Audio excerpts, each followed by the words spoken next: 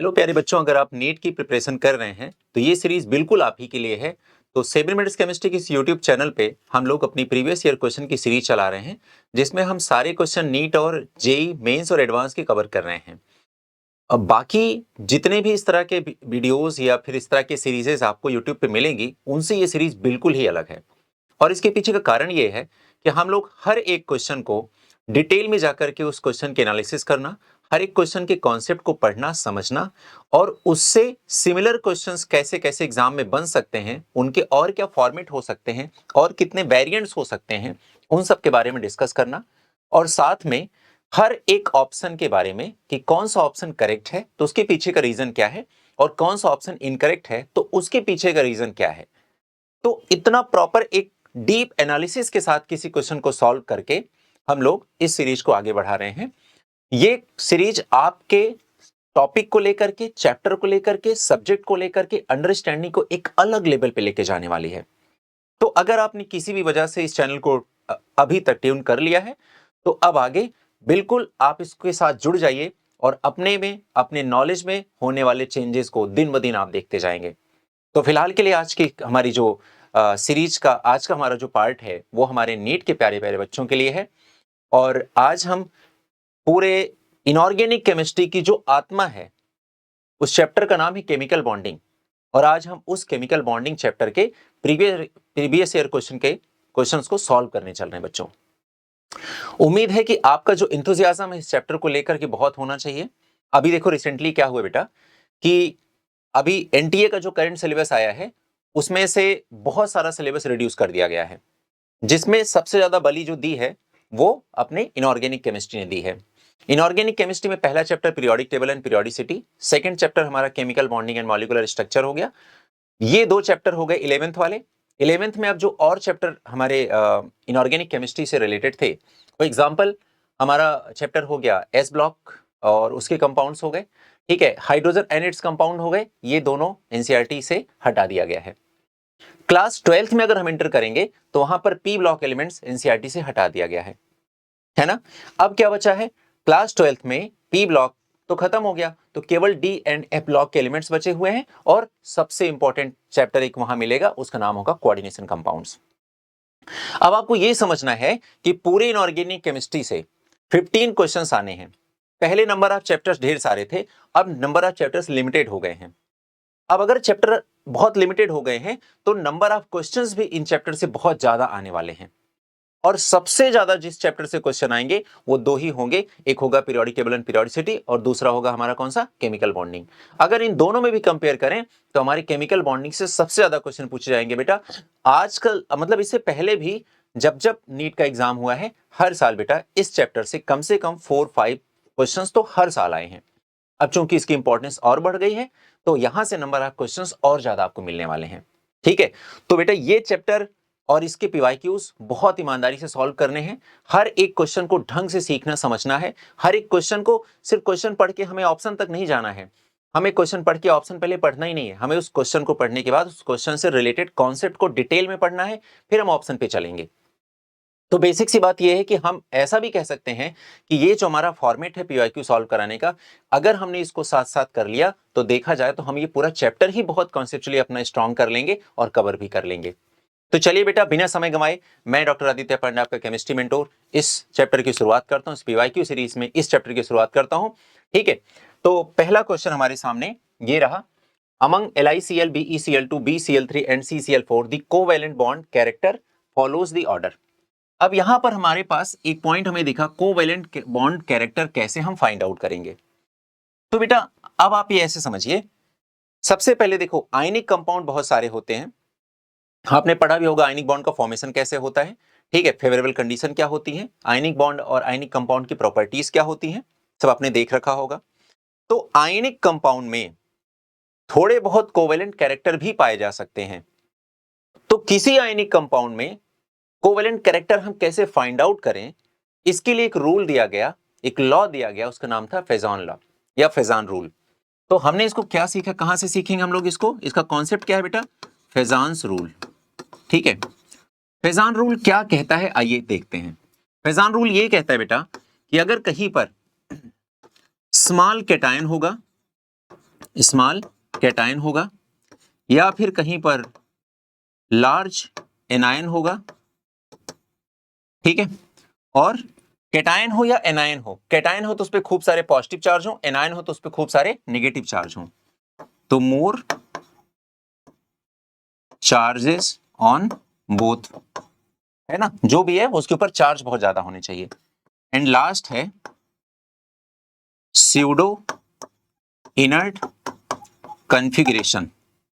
अगर ये 4 पैरामीटर कहीं पर हो रहे हैं, इनमें से कुछ भी एक मिल जा रहा है, तो ऐसा कंपाउंड हमारे पास, उसके बारे में हम ये कहेंगे यहां पर पोलराइजेशन बहुत ज्यादा है और इस वजह से यहां पर कोवैलेंट कैरेक्टर बहुत ज्यादा है, तो आयनिक कैरेक्टर इसका क्या हो जाएगा, कम हो जाएगा, ठीक है। अब ये हमारा हो गया कोर कॉन्सेप्ट, क्लियर। अब हम आते हैं क्वेश्चन की तरफ, और यहां पर जो ऑप्शंस दिए गए हैं इसमें देखो, एक हमारे पास है CCl4, एक है BCl3, एक है BeCl2 और एक है LiCl, ठीक है बेटा। मुझे क्या देखना है इसमें, स्मॉल कैटायन हो या लार्ज एनायन हो। तो देखो बेटा, सब में chlorine chlorine chlorine chlorine, anion तो सब में कॉमन हो गए तो जो कॉमन हो गया उसको आप भूल जाओ, अब मान लो कि वो है ही नहीं है, तो क्या बचा बेटा, कैटायन बचे हुए हैं। तो कैटायन हमें कैसा चाहिए, स्मॉल कैटायन चाहिए। तो मैं कैसे देखूं कि कैटायन स्मॉल है कि नहीं। देखो यहां पर कार्बन के ऊपर +4 चार्ज आएगा, यहां पर बोरॉन के ऊपर +3 चार्ज आएगा, यहां पर बेरिलियम पर +2 चार्ज आएगा, यहां पर लिथियम पर +1 चार्ज आएगा, क्लियर। तो अब अगर मुझे इसमें साइज का ऑर्डर देखना हो, और मान लो हमारा कोई बच्चा कंफ्यूज हो रहा हो कि यार हम ऑर्डर कैसे देखें, साइज का ऑर्डर, तो आपको वो देखना ही नहीं है। आप क्या देखोगे, मोर चार्ज ऑन बोथ। तो मुझे बताइए बेटा, कैटायन पर जितना ज्यादा चार्ज होता जाएगा उस कैटायन की साइज उतनी ही छोटी होती जाएगी, ठीक है। क्योंकि किसी कैटायन पर पॉजिटिव चार्ज बढ़ने का मतलब इलेक्ट्रॉन लूज कर देना, इलेक्ट्रॉन लूज कर देने का मतलब यह हुआ कि बचे हुए इलेक्ट्रॉन के लिए न्यूक्लियस का जो फोर्स ऑफ अट्रैक्शन है या फिर अफेक्शन है वो कहीं ना कहीं बढ़ जाएगा। तो न्यूक्लियस का अपने इलेक्ट्रॉन के लिए जो फोर्स ऑफ अट्रैक्शन या अफेक्शन होता है या इंटरेक्शन होता है, इसी चीज को हम लोग जेड इफेक्टिव के नाम से जानते हैं या इफेक्टिव न्यूक्लियर चार्ज के नाम से जानते हैं। तो जैसे जैसे पॉजिटिव चार्ज का मैग्नीट्यूड बढ़ेगा, अमाउंट बढ़ेगा, वैसे वैसे बचे हुए इलेक्ट्रॉन को न्यूक्लियस अपने करीब बुलाना चाहेगा, तो साइज लगातार उसकी छोटी होती जाएगी क्योंकि जेड इफेक्टिव उसका बहुत हाई होता जाएगा।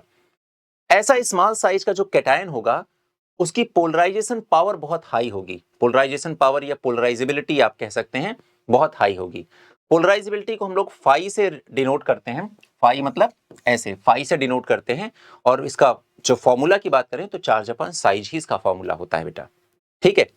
तो अब आपको यह समझना है कि अगर कोई बहुत छोटा कैटायन है तो वो क्या करेगा, वो किसी बड़े एनायन को पोलराइज करने की कोशिश करेगा, उसके नेगेटिव चार्ज को एक तरफ अट्रैक्ट कराने की या एक तरफ एक्युमुलेट या एक तरफ जाकर के इकट्ठा कराने की कैपेबिलिटी रखने लगेगा due to its high Z effective. तो इस वजह से ऐसे कंपाउंड में कोवेलेंट कैरेक्टर बढ़ जाएगा और आयनिक कैरेक्टर कम हो जाएगा। यही हमारा फैजान रूल है। बाकी अगर थियरी वाला पोर्शन जब हमारा कवर होगा तो वहां पर फैजान रूल और डिटेल में आपको सिखाएंगे और इसके टोटल 9 to 10 एप्लीकेशंस में सिखाऊंगा आपको, जो पूरे इनऑर्गेनिक केमिस्ट्री में जगह जगह यूज होंगे, क्लियर, ठीक है। आइए बढ़ते हैं। तो हमने देखा मोर चार्ज ऑन बोथ, तो मैंने देखा सबसे ज्यादा चार्ज इसके ऊपर है, और मैंने देखा अगर कैटायन पर बहुत सारा चार्ज हो, क्योंकि एनायन पर तो चार्ज कॉमन है, ठीक है, और एनायन ही कॉमन है, तो फिर कोवेलेंट कैरेक्टर ज्यादा हो जाएगा, आयनिक कैरेक्टर कम हो जाएगा। यानी कि सबसे ज्यादा कोवेलेंट कैरेक्टर किस में होगा, CCl4, then BCl3, then BeCl2, then LiCl। और ऐसा मुझे ऑप्शन कहां पर दिख रहा है, ये थर्ड वाले में दिख रहा है, तो हमारा आंसर थर्ड हो जाएगा। क्लियर है बच्चों, अच्छे समझ में आ गया। तो फैजान रूल आपने सीख लिया। सबसे पहले क्वेश्चन, फैजान रूल का यूज क्या है, तो आप क्या बताएंगे, आयनिक कंपाउंड्स में कोवेलेंट कैरेक्टर फाइंड आउट करने के लिए फैजान रूल हम अप्लाई करते हैं। दूसरा, फैजान रूल में हम क्या क्या पैरामीटर देखते हैं, ये चारों पैरामीटर देखते हैं। अगर इनमें से कोई भी एक पैरामीटर मिल गया तो वहां पर कोवेलेंट कैरेक्टर ज्यादा होगा, पोलराइजेबिलिटी ऑफ कैटायन ज्यादा होगी, एनायन का पोलराइजेशन ज्यादा होगा, कोवेलेंट कैरेक्टर बढ़ने से आयनिक कैरेक्टर कम हो जाएगा, ठीक है, और फिर आपका ये आंसर हो जाएगा। नेक्स्ट क्वेश्चन है, which one of the following formulae does not correctly represent the bonding capacities of the two atoms involved। अब यहां पर आपके पास कुछ स्ट्रक्चर्स बनी हुई हैं बेटा, आप पहला देख सकते हो, यहां पर लिखा है PH4+, और PH4+ कैसे बना होगा बेटा, हमारे पास है फॉस्फीन फॉस्फीन के पास, फॉस्फीन में सेंट्रल एटम कौन है? फास्फोरस, जिसके पास एक लोन पेयर है। इसने अपना लोन पेयर कोऑर्डिनेट बॉन्ड से एक H+ को दे दिया होगा, तब जाकर के ये PH4+ बना होगा। तो मुझे कहीं कोई प्रॉब्लम नहीं लग रही PH4+ के फॉर्मेशन में। मुझे बिल्कुल लग रहा है कि ये जो केमिस्ट्री का रूल रेगुलेशन है, ऑक्टेट रूल को फॉलो करने का एक तरीका है, वो बिल्कुल उसी के अकॉर्डिंग बन रहा है। तो ये मेरे लिए बिल्कुल सही फॉर्मूला दिखाई दे रहा है, तो मैं इसको बोलूंगा कि ये तो गलत नहीं है, ये करेक्ट रिप्रेजेंटेशन है, इनकरेक्ट नहीं है। सेकेंड वाले में लिखा है OF2, ऑक्सीजन बेटा ग्रुप 16 का एलिमेंट है, तो इसके बैलेंस इलेक्ट्रॉन 6 होते हैं। 6 में से 2 इलेक्ट्रॉन तो इंगेज हो गए 2 डिफरेंट फ्लोरीन के साथ, तो इसके पास 4 इलेक्ट्रॉन बचे। 4 इलेक्ट्रॉन का मतलब होता है कि हमारे पास 2 लोन पेयर बच गए, नॉन बॉन्डेड इलेक्ट्रॉन पेयर, तो 2 बच गए। तो यहां पर भी ऑक्सीजन से जो हमें एक्सपेक्टेशन थी, है ना, कि वो ऑक्टेट रूल को फॉलो करते हुए 2 बॉन्ड ही बना सकता है, तो ऑक्सीजन ने वही किया है। तो ये भी केमिस्ट्री के rule regulation and octet rule को फॉलो करते हुए हुई बनी स्ट्रक्चर है, तो ये भी करेक्ट स्ट्रक्चर है। तो ये भी हम लोगों ने सही बोल दिया। थर्ड ऑप्शन में हम देखते हैं हमारे पास नाइट्रोजन है। नाइट्रोजन ग्रुप 15 का एलिमेंट है, बैलेंस इलेक्ट्रॉन उसके पास 5 है। 2 इलेक्ट्रॉन तो बेटा किसके साथ अटैच्ड हो गए? ऑक्सीजन के साथ। 1 इलेक्ट्रॉन अटैच हो गया किसके साथ? ऑक्सीजन के साथ। अब इसके पास 2 इलेक्ट्रॉन बचे, वो 2 electron as a lone pair coordinate via coordinate bond इस वाले ऑक्सीजन को डोनेट किए जा रहे हैं। तो कहने का मतलब ये भी किसी रूल रेगुलेशन के अकॉर्डिंग है, मतलब इसमें कहीं भी कोई बुराई मुझे नजर नहीं आती, तो ये भी स्ट्रक्चर करेक्ट है। अब मैं आता हूं लास्ट वाले पे। ठीक है, लास्ट वाला देखता हूं। यहां पर कार्बन देख रहे हैं आप लोग, कार्बन यहां डबल बॉन्ड, यहां डबल बॉन्ड और यहां सिंगल बॉन्ड। कार्बन ने 5 बॉन्ड बना लिए। ठीक है, तो हमारा हर एक बच्चा इस बात से वाकिफ है कि कार्बन का एटॉमिक नंबर कितना होता है? 6। तो इसका इलेक्ट्रॉनिक कन्फिगरेशन क्या होगा? 1s2, 2s2 and 2p2। 1s2 से हमें कोई मतलब है नहीं, क्योंकि ये इनर सेल है और बॉन्डिंग में पार्टिसिपेट केवल वैलेंस सेल या आउटर मोस्ट सेल के इलेक्ट्रॉन ही करते हैं। तो ये दोनों हमारे जो इलेक्ट्रॉन लिखे गए यही वैलेंस सेल के इलेक्ट्रॉन है। तो वैलेंस सेल में टोटल कितने इलेक्ट्रॉन है? 4 इलेक्ट्रॉन है ना बेटा। तो ये मैक्सिमम 4 बॉन्ड बना सकता है, 5 बॉन्ड नहीं बना सकता है।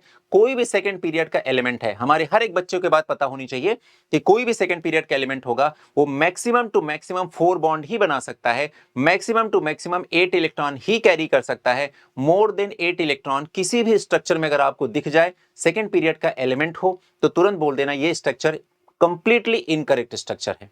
ठीक है, तो आंसर हमारा क्या हो जाएगा बेटा? डी आंसर हो जाएगा। क्लियर। नेक्स्ट क्वेश्चन है, which are the following which compound will show the highest lattice energy among the following। ठीक है बेटा, हाईएस्ट लैटिस एनर्जी ऑप्शन बाद में करेंगे, सबसे पहले मैं लैटिस एनर्जी के बारे में बात कर लूं। पहला क्वेश्चन है मेरा, व्हाट इज लैटिस एनर्जी। दूसरा क्वेश्चन है एप्लीकेशन और यूज ऑफ लैटिस एनर्जी। तीसरा क्वेश्चन है how to identify, how to calculate और how to compare the lattice energy of 2 different compounds. ठीक है, ये 3 बातें हमारे पास हैं। देखिए पहले तो लैटिस एनर्जी है क्या। मान लेते हैं बेटा हमारे पास एक कोई Na+ है गैसियस फॉर्म में 1 मोल है, और एक कोई Cl- है गैसियस फॉर्म में। तो हमारे पास 1 मोल कैटायन है, गैसियस कैटायन, एंड 1 मोल हमारे पास गैसियस एनायन है। 1 मोल गैसियस कैटायन, 1 मोल गैसियस एनायन जब मिलेंगे तो हमारा फॉर्मेशन होगा 1 मोल सॉलिड लैटिस का। तो जो अमाउंट ऑफ एनर्जी बेटा यहां से रिलीज होगी वो अमाउंट ऑफ एनर्जी क्या कहलाएगी? लैटिस एनर्जी कहलाएगी। क्लियर। तो एक तरह से देखा जाए तो लैटिस एनर्जी का एक्सोथर्मिक प्रोसेस हो गया। ठीक है, अब उल्टा चलते हैं। अगर हमारे पास 1 मोल सॉलिड लैटिस है, सॉलिड लैटिस मतलब एक प्रॉपर क्रिस्टलाइन सॉलिड, मतलब प्रॉपर स्ट्रक्चर। अगर हमारे पास 1 मोल सॉलिड लैटिस है, तो 1 मोल सॉलिड लैटिस को उसके constituent gaseous cation and constituent gaseous anion में कन्वर्ट करने के लिए जो हम अमाउंट ऑफ एनर्जी सप्लाई करते हैं कि वो NaCl, Na+ और Cl- में ब्रेक हो जाए, जो हम बाहर से एनर्जी सप्लाई करते हैं वो एनर्जी ही क्या कहलाती है? Lattice energy. अब आप मानिए कि मेरे पास 2 कंपाउंड हैं, compound A and compound B. एक को ब्रेक करने के लिए मुझे केवल 100 किलो जूल एनर्जी देनी पड़ रही है, और सेकंड वाले को ब्रेक करने के लिए मुझे 500 किलो जूल एनर्जी देनी पड़ रही है। तो अगर सेकंड वाले को ब्रेक करने के लिए मैं 500 किलो जूल एनर्जी एक्सपेंड कर रहा हूं, तो एक्सपेंड करने की वजह से मुझे पता चल रहा है कि यार इसे तोड़ना मुश्किल था। इसका मतलब इसमें आयनिक बॉन्ड बहुत स्ट्रांग है। कहने का मतलब ये जो आयनिक कंपाउंड था बहुत स्टेबल था। तो अगर मैं आपसे पूछूं कि हम लैटिस एनर्जी के अमाउंट से सीखते क्या हैं, तो आप कह सकते हो कि हम इसे आयनिक कंपाउंड या आयनिक बॉन्ड की स्ट्रेंथ देखते हैं। Stability of ionic compound, strength of ionic bond, हम ये डिटरमिन करते हैं। ठीक है, और इससे पता चलता है कि कौन सा आयनिक कंपाउंड कितना ज्यादा स्टेबल है। क्लियर हो गई बात बेटा? ये ध्यान रखना है हमें दिमाग में। अब आते हैं सवाल के, ठीक है अब हमें समझ में आ गया लैटिस एनर्जी की डेफिनेशन क्लियर हो गई, हमें लैटिस एनर्जी का यूज समझ में आ गया, लैटिस एनर्जी का फॉर्मूला क्या हो सकता है। तो फॉर्मूला तो नहीं बेटा, लेकिन एक मैं लिख रहा हूं, डिपेंडेंसी है इसकी, lattice energy directly proportional to charge, inversely proportional to size. अब यहां पर दो फैक्टर काम कर रहे हैं, जैसे जैसे मैग्नीट्यूड ऑफ चार्जेस इंक्रीज होते जाएंगे वैसे वैसे लैटिस एनर्जी इंक्रीज होती जाएगी, जैसे जैसे साइज इंक्रीज होती जाएगी वैसे वैसे लैटिस एनर्जी डिक्रीज होती जाएगी, क्योंकि लैटिस एनर्जी एंड साइज एक दूसरे के इनवर्सली प्रोपोर्शनल हैं। लेकिन अगर इन दोनों में भी कंपेयर करना हो तो दोनों फैक्टर में हम किसको ज्यादा प्रायोरिटाइज करेंगे? चार्ज को हमेशा प्रायोरिटाइज करेंगे। तो ये हमारा इंपॉर्टेंट फैक्टर हो गया चार्ज। ठीक है, अब हमने सीख लिया कॉन्सेप्ट, अब हम चलते हैं इसको अप्लाई करते हैं इसमें कि हमें इसमें लैटिस एनर्जी किसकी ज्यादा है। कॉन्सेप्ट हमें समझ में आ गया, लैटिस एनर्जी ऐसे ही देखते हैं। अब हमें देखूंगा यहां पे कि सब में फ्लोरीन है और फ्लोरीन पे सब पे चार्ज होगा F minus F minus F minus F minus. ठीक है, तो एनायन वाला पार्ट तो हमारा हर जगह इक्वल है। तो मैं चार्ज की जब बात करूं तो एनायनिक पार्ट से तो मैं फ्री हो गया, कैटायन की तरफ जाऊंगा तो सब जगह +1 चार्ज लगे, K+1 Na+1 CS+1 Rb+1 सब जगह। तो चार्जेस दोनों में इक्वल हो गए। अब मैं किसकी बात करूंगा? साइज की बात करूंगा, क्योंकि चार्जेस तो सब पे सेम है, सब पे +1 एंड -1 है, सब पे +1 एंड -1 है, तो इसकी तो बात करना बेमानी हो गई। अब मैं साइज की बात करूंगा। साइज अगर मैं देखने जाऊंगा तो सब में देखूंगा कि फ्लोरीन फ्लोरीन तो सब में कॉमन है, तो फ्लोरीन को भूल जाना होगा। अब मुझे कैटायन की साइज केवल लेके चलनी होगी। जब मैं केवल कैटायन की साइज की बात करूंगा तो मैं उनको लिखूंगा, देखो कैसे अरेंज करूंगा उनको, sodium, potassium, rubidium and caesium, सबके ऊपर +1 चार्ज है। अब आप मुझे बताओ, ये जो चारों मेटल कैटायन लिखे गए हैं, डाउन द ग्रुप अगर मैं जाऊं तो इनकी साइज क्या होती जाएगी? लगातार इंक्रीज करती जाएगी, क्योंकि नंबर ऑफ सेल इसमें इंक्रीज कर रही है। तो सबसे छोटी साइज का किसकी होगी? सबसे स्मॉलेस्ट साइज का कौन होगा? Na+1 होगा। अगर Na+1 की साइज सबसे कम है तो इसकी लैटिस एनर्जी सबसे ज्यादा होगी, तो आंसर हमारा क्या हो जाएगा? NaF हो जाएगा। इस तरह से हम इस क्वेश्चन को सॉल्व करेंगे। चलिए नेक्स्ट क्वेश्चन है, which are the following molecule is non polar. तो अब हमारे पास कॉन्सेप्ट किसका आ गया? नॉन पोलर का कॉन्सेप्ट आ गया कि हम कैसे देखते हैं। मैंने पहले भी आपको अपनी स्ट्रेटजी में सिखा रखा है कि हम लोग क्वेश्चन कैसे डील करें। अगर आपके सामने कोई क्वेश्चन आएगा कि कौन सा नॉन पोलर है, तो बहुत अच्छे तरीके से हमें समझ में आ जाना चाहिए, हमें यह भी पता होना चाहिए कि हम पोलर कैसे देखते हैं। ठीक है, तो ये अगर कॉन्सेप्ट नॉन पोलर का है तो ये जो भी हम पोलर या फिर नॉन पोलर कंपाउंड की पहचान करते हैं, इसके लिए हमें आना चाहिए किसकी नॉलेज होनी चाहिए? डाइपोल मोमेंट की नॉलेज होनी चाहिए बेटा। अब डाइपोल मोमेंट क्या होता है मैं बहुत बेसिक से थोड़ा थोड़ा करके बता दे रहा हूं। ठीक है, बहुत पढ़ना नहीं है हमें, ठीक है, आपने पढ़ रखा होगा। डाइपोल मोमेंट किससे रिप्रेजेंट करते हैं? म्यू से रिप्रेजेंट करते हैं। डाइपोल मोमेंट का फॉर्मूला क्या होता है? Q × D होता है। ये एक वेक्टर क्वांटिटी है। ठीक है, और डाइपोल मोमेंट अगर हमें देखना हो तो हम कह सकते हैं directly proportional to electronegativity difference. अगर हमें किसी बॉन्ड की पोलैरिटी देखनी हो, जैसे मान लो यहां पर H है, यहां पर Cl है, ठीक है, और हमें देखना है कि ये कंपाउंड पोलर है कि नॉन पोलर है, तो आप मुझे बताओ बेटा, H और Cl में केवल एक बॉन्ड ही तो बना है ना। तो अगर मुझे इस बॉन्ड की पोलैरिटी चेक करनी है तो हमें सिर्फ और सिर्फ क्या देखना पड़ेगा? इलेक्ट्रोनेगेटिविटी का डिफरेंस फाइंड आउट करना पड़ेगा। मैं बोलूंगा ये एक मोर इलेक्ट्रोनेगेटिव एटम है, ये एक लेस इलेक्ट्रोनेगेटिव एटम है। ठीक है, तो दोनों के बीच में En का डिफरेंस, जाहिर सी बात है ये ज्यादा इलेक्ट्रोनेगेटिव, इसके ऊपर पार्शियल नेगेटिव चार्ज लगेगा, इसके ऊपर पार्शियल पॉजिटिव चार्ज लगेगा। अनटिल और अनलेस कि बॉन्ड ब्रेक ना हो जाए। अगर बॉन्ड ब्रेक हो जाएगा तो proper positive and proper negative charge लगेगा, तब तक के लिए पार्शियल रख लेते हैं। ठीक है, यहां पर जो इलेक्ट्रॉन पाए जाएंगे बेटा, वो इलेक्ट्रॉन टुवर्ड्स क्लोरीन पाए जाएंगे। ठीक है, टुवर्ड्स क्लोरीन ओरिएंटेड होंगे, क्योंकि क्लोरीन की इलेक्ट्रोनेगेटिविटी हाई होती है इस वजह से। ठीक है, कभी भी centre of hydrogen and chlorine में नहीं पाए जाएंगे, ये बात ध्यान रखनी है, क्योंकि दोनों की इलेक्ट्रोनेगेटिविटी डिफरेंट है। तो जिसकी इलेक्ट्रोनेगेटिविटी ज्यादा होती है, इलेक्ट्रॉन थोड़ा उसकी तरफ शिफ्टेड होंगे, उसकी न्यूक्लियस की तरफ अट्रैक्टेड होंगे। ये तो हो गया किसी बॉन्ड की पोलैरिटी। लेकिन अगर हमें किसी मॉलिक्यूल को चेक करना है कि वो पोलर है कि नॉन पोलर है, तो हमें फाइंड आउट करना पड़ेगा डाइपोल मोमेंट। हमारे हर बच्चों की यह बात सब बहुत अच्छे से क्लियर हो जाए कि जब कभी भी कोई क्वेश्चन आपके सामने डाइपोल मोमेंट का आएगा, आप बिना कुछ सोचे सबसे पहले यह फाइंड आउट करने की कोशिश करेंगे कि उस पर्टिकुलर मॉलिक्यूल या कंपाउंड या स्ट्रक्चर की एक्चुअल में स्ट्रक्चर क्या है, एक्चुअल में उसकी ज्योमेट्री क्या है, एक्चुअल में उसकी शेप क्या है, ये पता करने की कोशिश करेंगे। डायपोल मोमेंट केवल और केवल आउटकम है किसी भी मॉलिक्यूल के स्ट्रक्चर का, लेकिन structure should be very perfect. मतलब you have to know the number of sigma bond, number of pi bond, number of lone pairs, central atom कौन है, टर्मिनल एटम कौन है, हर एक चीज की प्रॉपर इंफॉर्मेशन होनी चाहिए। हाइब्रिडाइजेशन क्या है, इलेक्ट्रोनेगेटिविटी क्या है, हर एक चीज, और वेक्टर का रूल भी थोड़ा बहुत, वेक्टर रूल के बारे में आपको आइडिया होना चाहिए। इतनी इंफॉर्मेशन के बाद बेटा आप डायपोल मोमेंट जान पाएंगे। ठीक है, तो मैं इन फंडामेंटल बेसिक्स को यहां से हटाता हूं और आपको छोटी छोटी बातें बताता हूं। पहला पॉइंट, अगर कोई कंपाउंड ऐसा है जो कि रेगुलर ज्योमेट्री का एग्जाम्पल है, रेगुलर ज्योमेट्री का एग्जाम्पल है, तो उसका डायपोल मोमेंट हमेशा जीरो होगा, कंपाउंड कहलाएगा नॉन पोलर। तो आपके मन में आएगा कि व्हाट इज रेगुलर ज्योमेट्री। ऐसा कोई भी कंपाउंड बेटा जिसके सेंट्रल एटम पर जीरो लोन पेयर हैं and all the terminal atoms are same. Clear?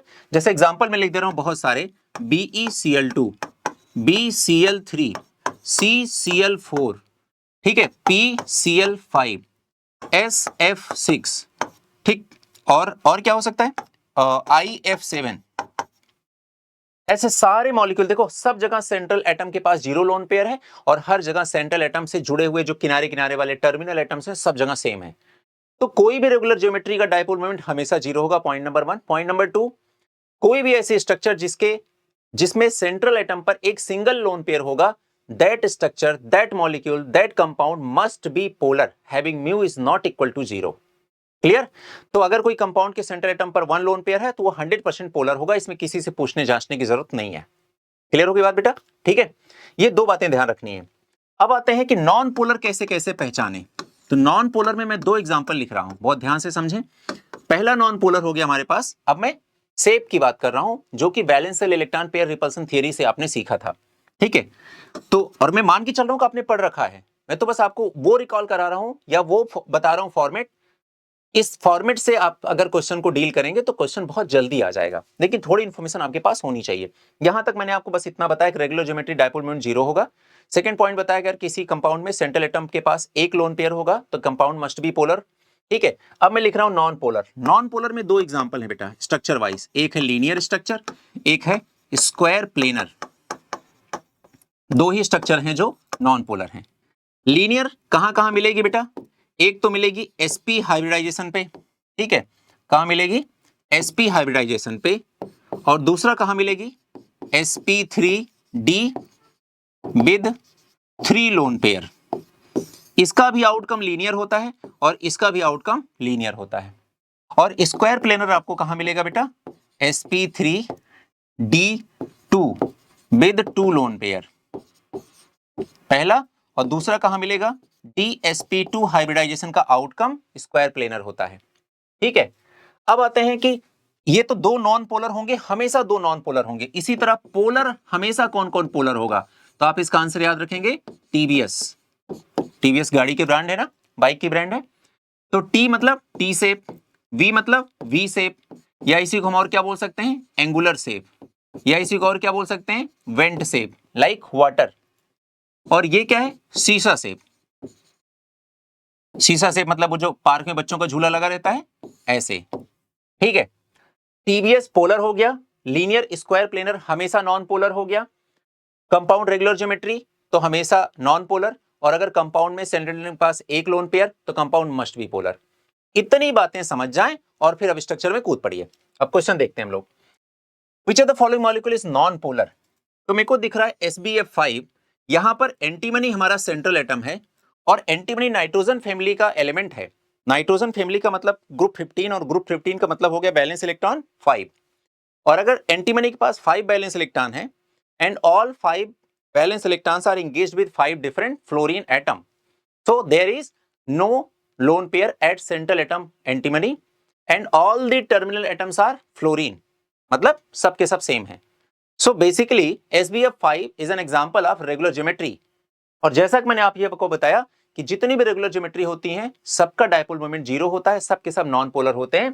तो हमारा आंसर क्या हो जाएगा? SbCl5 या SbF5, कुछ भी बोल दो, तो ये SbCl5। ठीक है, next question, which of the following set of molecule will have zero dipole moment. तो अभी जो मैंने आपको सिखाया वो एग्जैक्टली यहां पर काम आने वाला है। क्लियर? वही हमें फॉलो करना है। अब इसने पूछा है जीरो डायपोल मोमेंट। अब आप एक बात बताओ, पूरे सेट में जितने भी कंपाउंड लिखे हैं सबका जीरो डायपोल मोमेंट होना चाहिए, सब नॉन पोलर होने चाहिए। अब मैं इतने सारे स्ट्रक्चर में मैं आंसर ढूंढूं, अपना टाइम क्यों खराब करूं? तो मैं ये वाले क्वेश्चन का आंसर जीरो डायपोल मोमेंट नहीं ढूंढूंगा, मैं नॉन पोलर नहीं ढूंढूंगा, मैं क्या ढूंढूंगा? चलो पोलर पकड़ लेते हैं। जिस जिस ऑप्शन में एक भी पोलर दिख गया वो हमारा ऑप्शन डिस्कार्ड होता जाएगा। तो ये ज्यादा आसान तरीका रहेगा। हम इस वाले तरीके से इस क्वेश्चन के आंसर तक जल्दी पहुंच जाएंगे। ठीक है, चलिए स्टार्ट करते हैं। जैसे फॉर एग्जांपल मैंने यहां पर देखा, पहले यहां पर लिख लो, जीरो डायपोल मोमेंट का मतलब हुआ mu is equal to zero. इसका मतलब हुआ compound should be non polar, ये ध्यान रखना है। ठीक है, तो मैंने यहां पर देख लिया अमोनिया गलती से दिख गई। अमोनिया का फॉर्मूला जल्दी से लिखा मैंने, मतलब अभी आपके लिए, बाकी आपको तो पता ही रहेगा। अमोनिया के पास देखो नाइट्रोजन के पास एक लोन पेयर है। अभी मैंने बताया कि compound in which central atom have one lone pair, that compound is must be polar. तो अमोनिया तो पोलर है, तो आगे मैं ऑप्शन पढ़ूंगा ही नहीं। क्लियर? दूसरा, अब इसमें देख लेते हैं हम लोग। यहां पर मुझे दिख रहा है हाइड्रोजन फ्लोराइड, हाइड्रोजन फ्लोराइड। यहां पर तो केवल एक बॉन्ड बना हुआ है। H एंड F की इलेक्ट्रोनेगेटिविटी अलग अलग है, जिसमें fluorine is the most electronegative element. तो यहां पर तो ईएन का डिफरेंस बहुत ज्यादा है, तो ये तो कंपाउंड 100% पोलर होगा। तो यहां पर ये मुझे पोलर मिल गया, यहां पर ये पोलर मिल गया। इस वाले कंपाउंड की बात करूं मैं, तो यहां पर मुझे वाटर दिख रहा है साफ साफ, और वाटर हम सब जानते हैं कैसे बनेगा। वाटर का स्ट्रक्चर ऐसे बनेगा, और हाइब्रिडाइजेशन क्या होगा बेटा इसका? sp3। ठीक है, तो अगर हाइब्रिडाइजेशन sp3 होगा, साथ में इसके क्या है? टू लोन पेयर है। शेप कैसा बन जाएगा इसका बेटा? वी शेप बनेगा, या फिर वेंट शेप बनेगा, या फिर एंगुलर शेप बनेगा। ठीक है, और अभी मैंने आपको क्या सिखाया? टीवीएस। टीवीएस हमेशा हमेशा क्या होते हैं? पोलर। तो वाटर हमारा कैसा कंपाउंड हो गया? एक पोलर कंपाउंड है, ये तो आप वैसे भी जानते हैं, है ना? यहां से क्या सीखना? तो ये कंपाउंड पोलर है, तो यहां वाटर मिल गया। तो हमने यहां पर एक ये पकड़ लिया, यहां पर ये पकड़ लिया, यहां पर ये पकड़ लिया। इसका मतलब आंसर हमारा 100% डी होगा, जबकि डी आंसर हमने पढ़ा भी नहीं कि क्या है। क्लियर? अब हम आइए डी को जस्टिफाई कर लेते हैं। यहां पर लिखा बोरान ट्राइफ्लोराइड, तो बोरान ये हो गया, one fluorine is here, one fluorine is here and another fluorine is here. Boron का जो स्ट्रक्चर है प्रॉपर वो यही बनेगा। यहां पर बॉन्ड एंगल कितनी हो जाएगी? 120 डिग्री हो जाएगी। शेप क्या हो जाएगा? ट्राइगोनल प्लेनर, ट्राइगोनल प्लेनर हो जाएगा। अब बेटा मैंने आपसे क्या बोला कि हमारा जो डायपोल मोमेंट एक वेक्टर क्वांटिटी है, तो देखो, और इसकी डायरेक्शन कहां से कहां तक होती है बेटा? लेस इलेक्ट्रोनेगेटिव से मोर इलेक्ट्रोनेगेटिव एटम की तरफ एरो बनेगा। Boron is less electronegative while fluorine is the most electronegative element. तो यहां पर एक वेक्टर ऐसे बन जाएगा, एक वेक्टर ऐसे बनेगा, ठीक है, और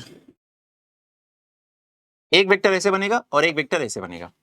मुझे बताओ बेटा, इस वाले वेक्टर और इस वाले वेक्टर का रिजल्टेंट यहां आएगा, पक्का आएगा, और इस दोनों का रिजल्टेंट यहां आ गया, और एक वेक्टर ऐसे बना हुआ है, तो ये वेक्टर इस वेक्टर को कैंसिल आउट कर देगा। तो नेट डायपोल मोमेंट क्या हो जाएगा? जीरो। अगला कंपाउंड है बेरिलियम, बेरिलियम डाइफ्लोराइड। तो ठीक है, ये भी एक रेगुलर ज्योमेट्री का एग्जांपल हो गया। फॉर्मूला क्या हो जाएगा? BeF2। ठीक है, और अगला कार्बन डाइऑक्साइड। तो कार्बन डाइऑक्साइड कैसे बनेगा? ऐसे बनेगा, जिसमें कार्बन का हाइब्रिडाइजेशन sp होगा। शेप क्या होगी या स्ट्रक्चर क्या होगी? लीनियर होगी ज्योमेट्री इसकी, और लीनियर होगी तो कार्बन से ऑक्सीजन की तरफ एक वेक्टर ऐसे, एक वेक्टर ऐसे, दोनों का मैग्नीट्यूड सेम है एंड डायरेक्शन ऑपोजिट है, एक दूसरे को कैंसिल आउट कर देंगे। नेट डायपोल मोमेंट इसका क्या हो जाएगा? जीरो हो जाएगा। और लास्ट है 1,4 डाइक्लोरोबेंजीन। तो इसको हम लोग कैसे बनाएंगे? हमने एक बेंजीन बना ली, यहां पर एक क्लोरीन लगा दिया। अब ये पोजीशन हो गई first, second, third, fourth, fourth पर एक क्लोरीन लगा दिया। ठीक है, अब मुझे दो वेक्टर बनाने हैं, कार्बन से क्लोरीन, कार्बन से क्लोरीन, दोनों वेक्टर एक दूसरे के ऑपोजिट एंड मैग्नीट्यूड में सेम। तो क्या हो जाएगा? कैंसिल आउट कर देंगे एक दूसरे को। तो क्या हो जाएगा हमारा? यहाँ पर नेट डायपोल मोमेंट जीरो हो जाएगा, क्योंकि दोनों वेक्टर ने एक दूसरे को कैंसिल आउट कर दिया। इस तरह से सारे के सारे कंपाउंड हमारे फोर्थ ऑप्शन में क्या हो गए? Non polar. ठीक है, या फिर डायपोल मोमेंट जीरो, या फिर mu is equal to zero. अगला क्वेश्चन हमारा है, which of the following is the correct order of dipole moment. ठीक है, तो पहली चीज अभी तक हमने क्या सीख ली बेटा? Dipole moment is the outcome of structures of the molecule. Structure हमें बनाना आना चाहिए। क्लियर? तो यहां पर सबसे पहले लिखा है BF3 लिखा है, और BF3 मुझे जो लग रहा है, और हमारे प्यारे बच्चों को भी लग रहा होगा, कि ये एक रेगुलर ज्योमेट्री का एग्जाम्पल है। जहां पर बोरान एक सेंट्रल एटम है जिसके ऊपर एक भी लोन पेयर नहीं है और सारे टर्मिनल एटम तीनों के तीनों फ्लोरीन है। तो ये हमें समझ में आ गया। और रेगुलर ज्योमेट्री अभी पीछे मैंने स्ट्रक्चर भी सिखाया, तो इसका डायपोल मोमेंट 0 हो जाएगा। तो इसका डायपोल मोमेंट सबसे आगे तो बिल्कुल नहीं होगा, मतलब ये ऑप्शन तो बिल्कुल नहीं होगा, यानी कि आंसर वो होगा जिसमें BF3 सबसे पीछे लिखा हो, और BF3 सबसे पीछे इन दोनों ऑप्शन में लिखा हुआ है, तो आंसर तो हमारा इन्हीं दोनों में से होगा। और सबसे आगे लिखा है वाटर, तो इन्हीं दोनों में से होगा, यानी कि मुझे कंपेयर किस में करना है बेटा, इन दोनों में कंपेयर करना है कि कौन सा करेक्ट है कौन सा इनकरेक्ट है। आइए हम पहले इनको देख लेते हैं। तो एक मेरे पास है नाइट्रोजन और 3 हमारे पास है हाइड्रोजन और एक हमारे पास यहां लोन पेयर है।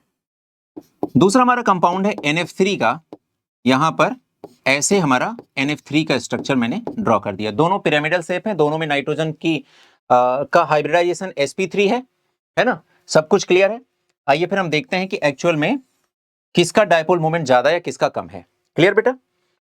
आपको पता है कि अगर आपने कोई स्ट्रक्चर प्रॉपर तरीके से ड्रॉ कर ली है, अब आपका अगला काम क्या होना चाहिए, आपका अगला स्टेप ये होना चाहिए कि आपको प्रॉपर वेक्टर रूल के अकॉर्डिंग वेक्टर ड्रॉ करना आना चाहिए। अब वेक्टर की डायरेक्शन क्या होगी मैंने बता दिया, लेस इलेक्ट्रोनेगेटिव एटम से मोर इलेक्ट्रोनेगेटिव एटम की तरफ एक वेक्टर ड्रॉ करिए। तो आप बोलेंगे नाइट्रोजन से हाइड्रोजन, तो nitrogen is more electronegative than hydrogen, तो यहां पर हम ये ऐसे वेक्टर ड्रॉ करेंगे, यहां का वेक्टर ऐसे ड्रॉ करेंगे और यहां का वेक्टर ऐसे ड्रॉ करेंगे। सारे वेक्टर ओरिएंटेड हैं towards nitrogen due to its more electronegative nature. अब आती है बात लोन पेयर को कैसे डील करें। अब बच्चों बिल्कुल डरने की जरूरत नहीं है आपको, ठीक है। आपको क्या करना है, हमेशा ध्यान रखना है कि एटम से लोन पेयर की तरफ वेक्टर बनाना है। हमारा वेक्टर हमेशा किसकी तरफ बनेगा, टुवर्ड्स लोन पेयर हमेशा। तो यहां पर हम एक ऐसा वेक्टर बनाएंगे। क्लियर? आइए यहां भी वेक्टर बना लेते हैं। नाइट्रोजन एंड फ्लोरीन कंपेयर करके बताइए which one is more electronegative, fluorine is more electronegative, तो बेटा वेक्टर ऐसे बनेगा, यहां ऐसे बनेगा, यहां ऐसे बनेगा। और ये तो बेटा अभी आपको क्या सिखाया मैंने, हमेशा towards the lone pair vector बनाना है। क्लियर? अब बताओ बच्चा, यहां पर ये देखो वेक्टर और ये वाला वेक्टर, ये और ये वाला दोनों का रिजल्टेंट कहां बनेगा, यहां बनेगा, और ये वाला भी उसी डायरेक्शन में जा रहा है। तो अगर मैं इसको ऐसे दिखाऊं तो यहां पर 3 ऐसे वेक्टर हैं जो आपस में ऐड हो रहे हैं, ठीक है। और यहां पर देखो इसका और इसका रिजल्टेंट नीचे आएगा और वो नीचे वाला रिजल्टेंट और ऊपर वाले रिजल्ट जो वेक्टर दिख रहा है उसको थोड़ा बहुत कैंसिल आउट करेगा। नेट कैंसिलेशन नहीं होगा, क्योंकि ये और ये वेक्टर जो बने हैं वो फ्लोरीन की वजह से बने हैं, ऊपर वाला वेक्टर लोन पेयर की वजह से बना है। तो दोनों मैग्नीट्यूड में डिफरेंट हैं, भले ही आप डायरेक्शन में ऑपोजिट दिखें, लेकिन जब तक मैग्नीट्यूड में सेम नहीं होंगे तब तक उसे आप कैंसिल आउट नहीं कर सकते हैं। स्टिल थोड़ा बहुत तक कैंसिलेशन होगा ही बेटा, ठीक है। तो वो कैंसिल होगा और नीचे देखो, ये देखो इसका और इसका रिजल्टेंट नीचे आएगा और ये वेक्टर ऑलरेडी नीचे बना हुआ है और ऊपर एक वेक्टर लोन पेयर वाला बन रहा है। तो आप क्या पा रहे हैं बेटा कि यहां पर वेक्टर का कैंसिलेशन हो रहा है, यहां पर सारे वेक्टर ऐड हो जा रहे हैं। तो इसका डायपोल मोमेंट ज्यादा हो जाएगा, इसका डायपोल मोमेंट कम हो जाएगा, ठीक है ना। वैसे इसका 0.73 डी बाई के आसपास आता है, इसका 1.75 डी बाई के आसपास आता है, पर आपको वैल्यू से मतलब नहीं है, ठीक है। तो ये आ गया।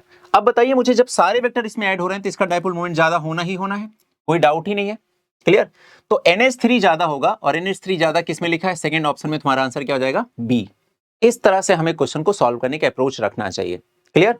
और ये एग्जाम्पल बेटा इंपॉर्टेंट है। अच्छा, अब आगे भी प्रीवियस ईयर में आपके क्वेश्चन आया हुआ है कि क्यों इसका डायपोल मोमेंट ज्यादा होता है इससे। तो आप ये बोलेंगे, देखिए यहां पर जो लोन पेयर वेक्टर है और जो बॉन्ड पेयर वेक्टर है सब ऐड हो रहे हैं, ठीक है। अब चलिए आगे देखेंगे, जब आएगा क्वेश्चन तो डील करेंगे। अगला क्वेश्चन है the species having bond angle of 120। अरे तो कोई क्वेश्चन ही नहीं है बेटा, सब बना देता हूं मैं आपको। सबसे पहले ClF3। तो क्लोरीन एक सेंट्रल एटम है हमारा, क्लोरीन के पास 7 इलेक्ट्रॉन है, ठीक है। और 7 इलेक्ट्रॉन में से 3 तो देखो किसके साथ जुड़ गए, फ्लोरीन के साथ, तो 3 बन गए सिग्मा, बचे 4 इलेक्ट्रॉन, 4 का मतलब 2 लोन पेयर, तो 3 सिग्मा प्लस 2 लोन पेयर आपस में ऐड कर लो, 3 + 2 कितना होता है, 5। 5 से हाइब्रिडाइजेशन क्या होगा, sp3d, sp3d, ठीक है। तो ये मुझे दिखाई दे रहा है, और sp3d के साथ 3 लोन पेयर, ध्यान रहे sp3d के साथ अगर 1 लोन पेयर होगा, 2 लोन पेयर होगा, 3 लोन पेयर होगा, तो क्या क्या शेप आएगी, इसमें आएगी शीशा shape, T shape and linear shape, ठीक है। ये ध्यान रखना है। क्लियर हो गया बेटा? तो ये अपने पास sp3d के आउटकम्स हैं with different number of lone pair at central atom. तो ClF3 का अगर मैं स्ट्रक्चर बनाऊं तो क्या बनेगा, टी शेप बनेगा। ठीक है, तो ClF3 आप देख लो कैसे बनाऊंगा मैं। ये क्लोरीन हो गया, एक फ्लोरीन ऐसे, एक फ्लोरीन ऐसे और एक फ्लोरीन ऐसे। दो लोन पेयर बच रहे हैं, तो एक लोन पेयर ऐसे हो गया और एक लोन पेयर ऐसे हो गया। ठीक है, अब आपको दिख रहा होगा एक टी शेप बनता हुआ दिख रहा है, ना टी शेप जैसा, तो ये टी शेप स्ट्रक्चर हो गई। बॉन्ड एंगल की बात करें तो यहां पर आप बॉन्ड एंगल क्या देख रहे हैं, 90 डिग्री। यहां पर क्या देख रहे हैं, 180 डिग्री। उसने पूछा है 120, तो ये तो नहीं होगा आंसर। आइए NCl3 की बात करें। अभी पीछे मैंने NCl3 बनाया,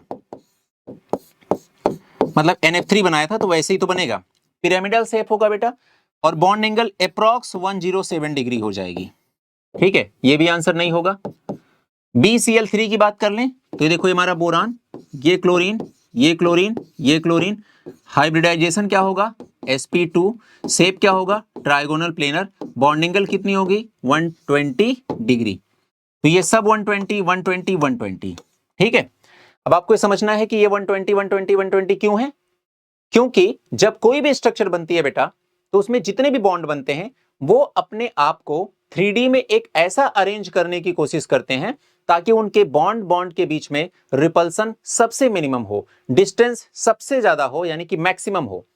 आप सोचिए एक सर्कल को 360 को आप 3 पार्ट में डिवाइड करेंगे तो 360 डिवाइड बाई 3 120 120 120 ही तो आएगा, इस वजह से ऐसा होता है। तो आंसर हमारा हो जाएगा सी। और pH3 की अगर मैं बात करूं बेटा, तो pH3 में हमारा 91 डिग्री के आसपास या 92 डिग्री के पास आसपास हमारा इसका बॉन्ड एंगल आता है। pH3 का कोई हाइब्रिडाइजेशन नहीं होता। इसमें फास्फोरस एंड हाइड्रोजन के बीच में जो सिग्मा बॉन्ड बन रहा है वो प्योर p ऑर्बिटल और हाइड्रोजन के s ऑर्बिटल के ओवरलैपिंग की वजह से बन रहा है। ड्रैगोज रूल के अकॉर्डिंग इसमें कोई भी हाइब्रिडाइजेशन नहीं होता है। तो गलती से भी कभी भी pH3 का हाइब्रिडाइजेशन sp3 बोलने की गलती हमारी क्लास में बैठा हुआ कोई भी बच्चा नहीं करेगा। और अगर कोई पूछे बॉन्ड एंगल क्या, तो आप बोलेंगे बॉन्ड एंगल अप्रॉक्स 90 होता है। आप 93 भी बोल देंगे चलेगा, 92 बोल देंगे चलेगा, 91 या 90 बोल देंगे चलेगा। क्लियर, ये ध्यान रखना है। चलिए नेक्स्ट आता है। अब question, consider the molecule CH4NH3 water which of given statement is false. The HOH bond angle in water is smaller than the HNH bond angle in ammonia. कहने का मतलब मुझे इतना थोड़ा समझ में आ गया इतना पढ़ के कि मुझे यहाँ पर तीनों का बॉन्ड एंगल कंपेयर करना है। तो मैं ये अपना काम करता हूँ, बॉन्ड एंगल के कॉन्सेप्ट सिखा देता हूं आपको। ठीक है, क्योंकि हमारा काम तो कॉन्सेप्ट सिखाना है बेटा, है ना। आंसर टिक करने वाला काम तो कहीं और जगह भी होता होगा, वहां कर लेना है आपको। ठीक है, चलिए देखते हैं। हमारे पास है पहला कंपाउंड CH4, दूसरा हमारे पास है अमोनिया और तीसरा हमारे पास है वाटर। ठीक है, अगर मैं CH4 की बात करूं तो यहां पर क्या है, 4 सिग्मा प्लस 0 लोन पेयर। यहां पर अपने पास है 3 sigma and 1 lone pair nitrogen के पास। यहां पर 2 सिग्मा एंड 2 लोन पेयर।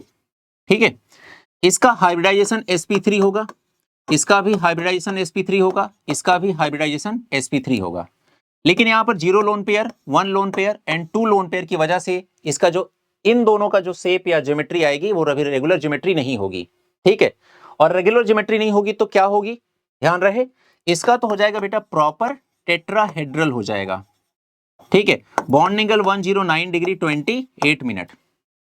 इसकी अगर हम बात करें तो इसका हो जाएगा पिरामिडल, पिरामिडल हो जाएगा, बॉन्ड एंगल 107 डिग्री। इसकी बात करें तो वी शेप या फिर एंगुलर शेप हो जाएगा, बॉन्ड एंगल 105 डिग्री। क्या देखा आपने, जैसे जैसे लोन पेयर बढ़ता जाएगा बेटा वैसे वैसे सबसे स्ट्रॉन्ग रिपल्सन किसके किसके बीच में होता है, लोन पेयर के बीच में। फिर किसके बीच में होता है, लोन पेयर बॉन्ड पेयर के बीच में। सबसे कम रिपल्सन किस में होता है, बॉन्ड पेयर के बीच में। ठीक है, तो जितना ज्यादा लोन पेयर के नंबर बढ़ते जाएंगे वैसे वैसे बॉन्ड एंगल कम होती जाएगी। तो हमें ध्यान क्या रखना है, bond angle inversely proportional to lone pair. ठीक है, और इस तरह से हमने आपको प्रॉपर बॉन्ड एंगल बता दिए, तो हमें ये समझ में आ गया कि क्या कैसा है। अब हम इसमें देख लेते हैं इसमें ऑप्शन क्या हो सकता है। कह रहे वाटर में HOH bond angle is in water is smaller then the NHN bond angle is ammonia. बिल्कुल सही बात लिखी है बेटा, एग्जैक्ट करेक्ट पॉइंट है ये, है ना। सेकेंड पॉइंट है दी HCH bond angle in CH4 is larger than SCH bond angle in CH4 is larger than NH bond angle in ammonia. तो बेटा अमोनिया से तो इसकी बॉन्ड एंगल ज्यादा हाई है, तो ये भी एकदम करेक्ट आंसर है। The HCH bond angle in CH4, the HNH bond angle in ammonia and the HOH bond angle in water are all greater than 90। तो बेटा सब के सब 90 से ज्यादा ही दिख रहे हैं, मैंने तो वैल्यूज भी लिख दी हैं, तो ये भी करेक्ट है। फिर नेक्स्ट लिखा है HOH bond angle in water, यानी कि ये is larger than SCH bond angle in CH4। अगर बेटा इन दोनों को कंपेयर करें तो इसकी बॉन्ड एंगल कम है, लार्जर नहीं स्मॉलर है, तो ये आंसर हमारा इनकरेक्ट हो गया। तो हमारा आंसर हो जाएगा बेटा डी। क्लियर? तो आप सबसे पहले बॉन्ड एंगल अगर कभी आपके सामने आ जाए तो बॉन्ड एंगल डील कैसे करोगे? आओ हमारे प्यारे बच्चों को थोड़ा सा ज्ञान दे दें, बॉन्ड एंगल से रिलेटेड ज्ञान दे रहा हूं, ध्यान से समझें। सबसे पहले आप स्टेप बाय स्टेप काम करेंगे, ये दिमाग में रखिए। सबसे पहला होगा हाइब्रिडाइजेशन, ठीक है। अगर सबसे पहले आपको कहीं पर भी बॉन्ड एंगल पूछा जाए, आपको कोई काम छोड़ करके सबसे पहले हाइब्रिडाइजेशन निकालना है। अगर हाइब्रिडाइजेशन sp3 आए तो बॉन्ड एंगल 109 डिग्री 28 मिनट। अगर उसके बाद sp2 आ जाए तो बॉन्ड एंगल 120 डिग्री। अगर sp आ जाए तो 180 डिग्री। तो टेंशन खत्म यहां की। दूसरा पॉइंट, अगर इफ हाइब्रिडाइजेशन इज सेम, अगर हाइब्रिडाइजेशन सेम हो गया बेटा तब क्या करेंगे? तब हम चलेंगे लोन पेयर की तरफ और फिर हम देखेंगे bond angle inversely proportional to lone pair. ठीक है, ये दो फॉर्मेट आपको हमेशा ध्यान रखने हैं। इसके बाद अगर ये दोनों भी सेम हो जाए तो हम आ जाते हैं सेंट्रल एटम की इलेक्ट्रोनेगेटिविटी पर। ठीक है, फिर अगर इफ लोन पेयर एंड और क्या लिखा है hybridisation both are same, both are same, तो क्या हो जाएगा? Bond angle directly proportional to electronegativity of central atom inversely proportional to size of central atom. ठीक है, अगर ये थर्ड वाली कंडीशन भी सेम हो जाए कि कोई ऐसा कंपाउंड बन जाए जिसमें हाइब्रिडाइजेशन भी सेम हो, लोन पेयर भी सेम हो और सेंट्रल एटम भी सेम हो जाए, तब हमारा रास्ता किधर की तरफ मुड़ जाएगा? टर्मिनल एटम की तरफ। फिर हम देखेंगे सबसे लास्ट में देखेंगे कि bond angle directly proportional to size of terminal atom inversely proportional to electronegativity of terminal atom, तब जाकर के ये फंडा यूज में आएगा। ठीक है, इसके अलावा और कहां पर ध्यान देना है? ड्रैगोज रूल पे ध्यान देना है, जो कि केवल और केवल एप्लीकेबल है निकोजेंस और कैल्कोजेंस के हाइड्राइड्स पर। ठीक है, और वहां पर जितने भी फर्स्ट वाले एलिमेंट को छोड़ करके बाकी जितने भी हैं सबका बॉन्ड एंगल अप्रॉक्स 90 डिग्री होता है। यानी कि वाटर का छोड़ दो और अमोनिया का छोड़ दो, उसके नीचे जितने भी इन सबके हाइड्राइड आएंगे सबका बॉन्ड एंगल अप्रॉक्स 90 होता है, लेकिन डाउन द ग्रुप डिक्रीज करता जाएगा। क्लियर है? इतना ध्यान रखना है बेटा बॉन्ड एंगल के बारे में फिलहाल के लिए। अभी आइए आगे बढ़ते हैं। The electronegativity difference between N and F is greater than that of between N and H. Yet the dipole moment of ammonia 1.5 dBi is larger than that of NF3 0.2 dBi. That is because आ गया ना पीछे वाला question बेटा repeat होकर के। कह रहे nitrogen की इलेक्ट्रोनेगेटिविटी फ्लोरीन के रेस्पेक्ट में कम होती है, स्टिल हाइड्रोजन की किसकी दे रहा है? हाँ ठीक है, still NH3 is more polar than NF3. NH3 का डायपोल मोमेंट ज्यादा है NF3 से। क्यों? अभी पीछे सिखाया था मैंने कि सारे वेक्टर ऐड हो गए थे। आइए देखिए इसमें लैंग्वेज किस तरह से लिखी गई है। In ammonia the atomic dipole and bond dipole are in the same direction where in NF3 there are opposite direction. समझ में आ गया बेटा? क्या क्या वर्ड दे रहा है? Atomic dipole and bond dipole, दो टर्म दे रहा है। क्लियर हो गई बात? तो बेटा आपने अभी यही तो देखा, मैंने यही तो सिखाया आपको NH3 NF3 के केस में। देखो यहां पर देखो सब सेम डायरेक्शन में है NH3 में, चाहे ये एटम डाइपोल हो चाहे ये बॉन्ड डाइपोल हो, सब एक डायरेक्शन में है। तो यहां पर ऐड हो रहे हैं, ये ध्यान रखना है। इसका मतलब हुआ एटम डाइपोल और बॉन्ड डाइपोल का मतलब हुआ। ठीक है, तो हमारा आंसर क्या हो जाएगा बेटा? सी हो जाएगा। नेक्स्ट है the correct order in which the oxygen oxygen bond length increasing in the following. ठीक है, तो पहले कंपाउंड बना लेते हैं बेटा। तो हमारा ये कंपाउंड हो जाएगा H2O2 हाइड्रोजन पेरोक्साइड का फॉर्मूला हो गया।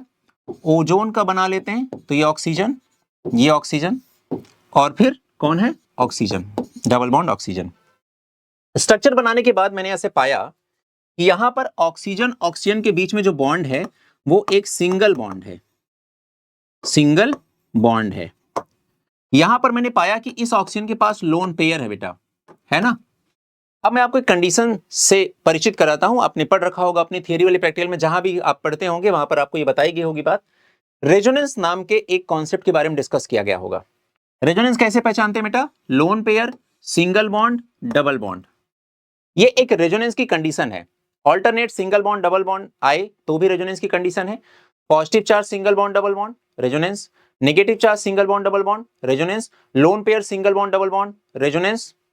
Free radical single bond double bond, resonance. तो इन्हीं में से एक ये भी कंडीशन है।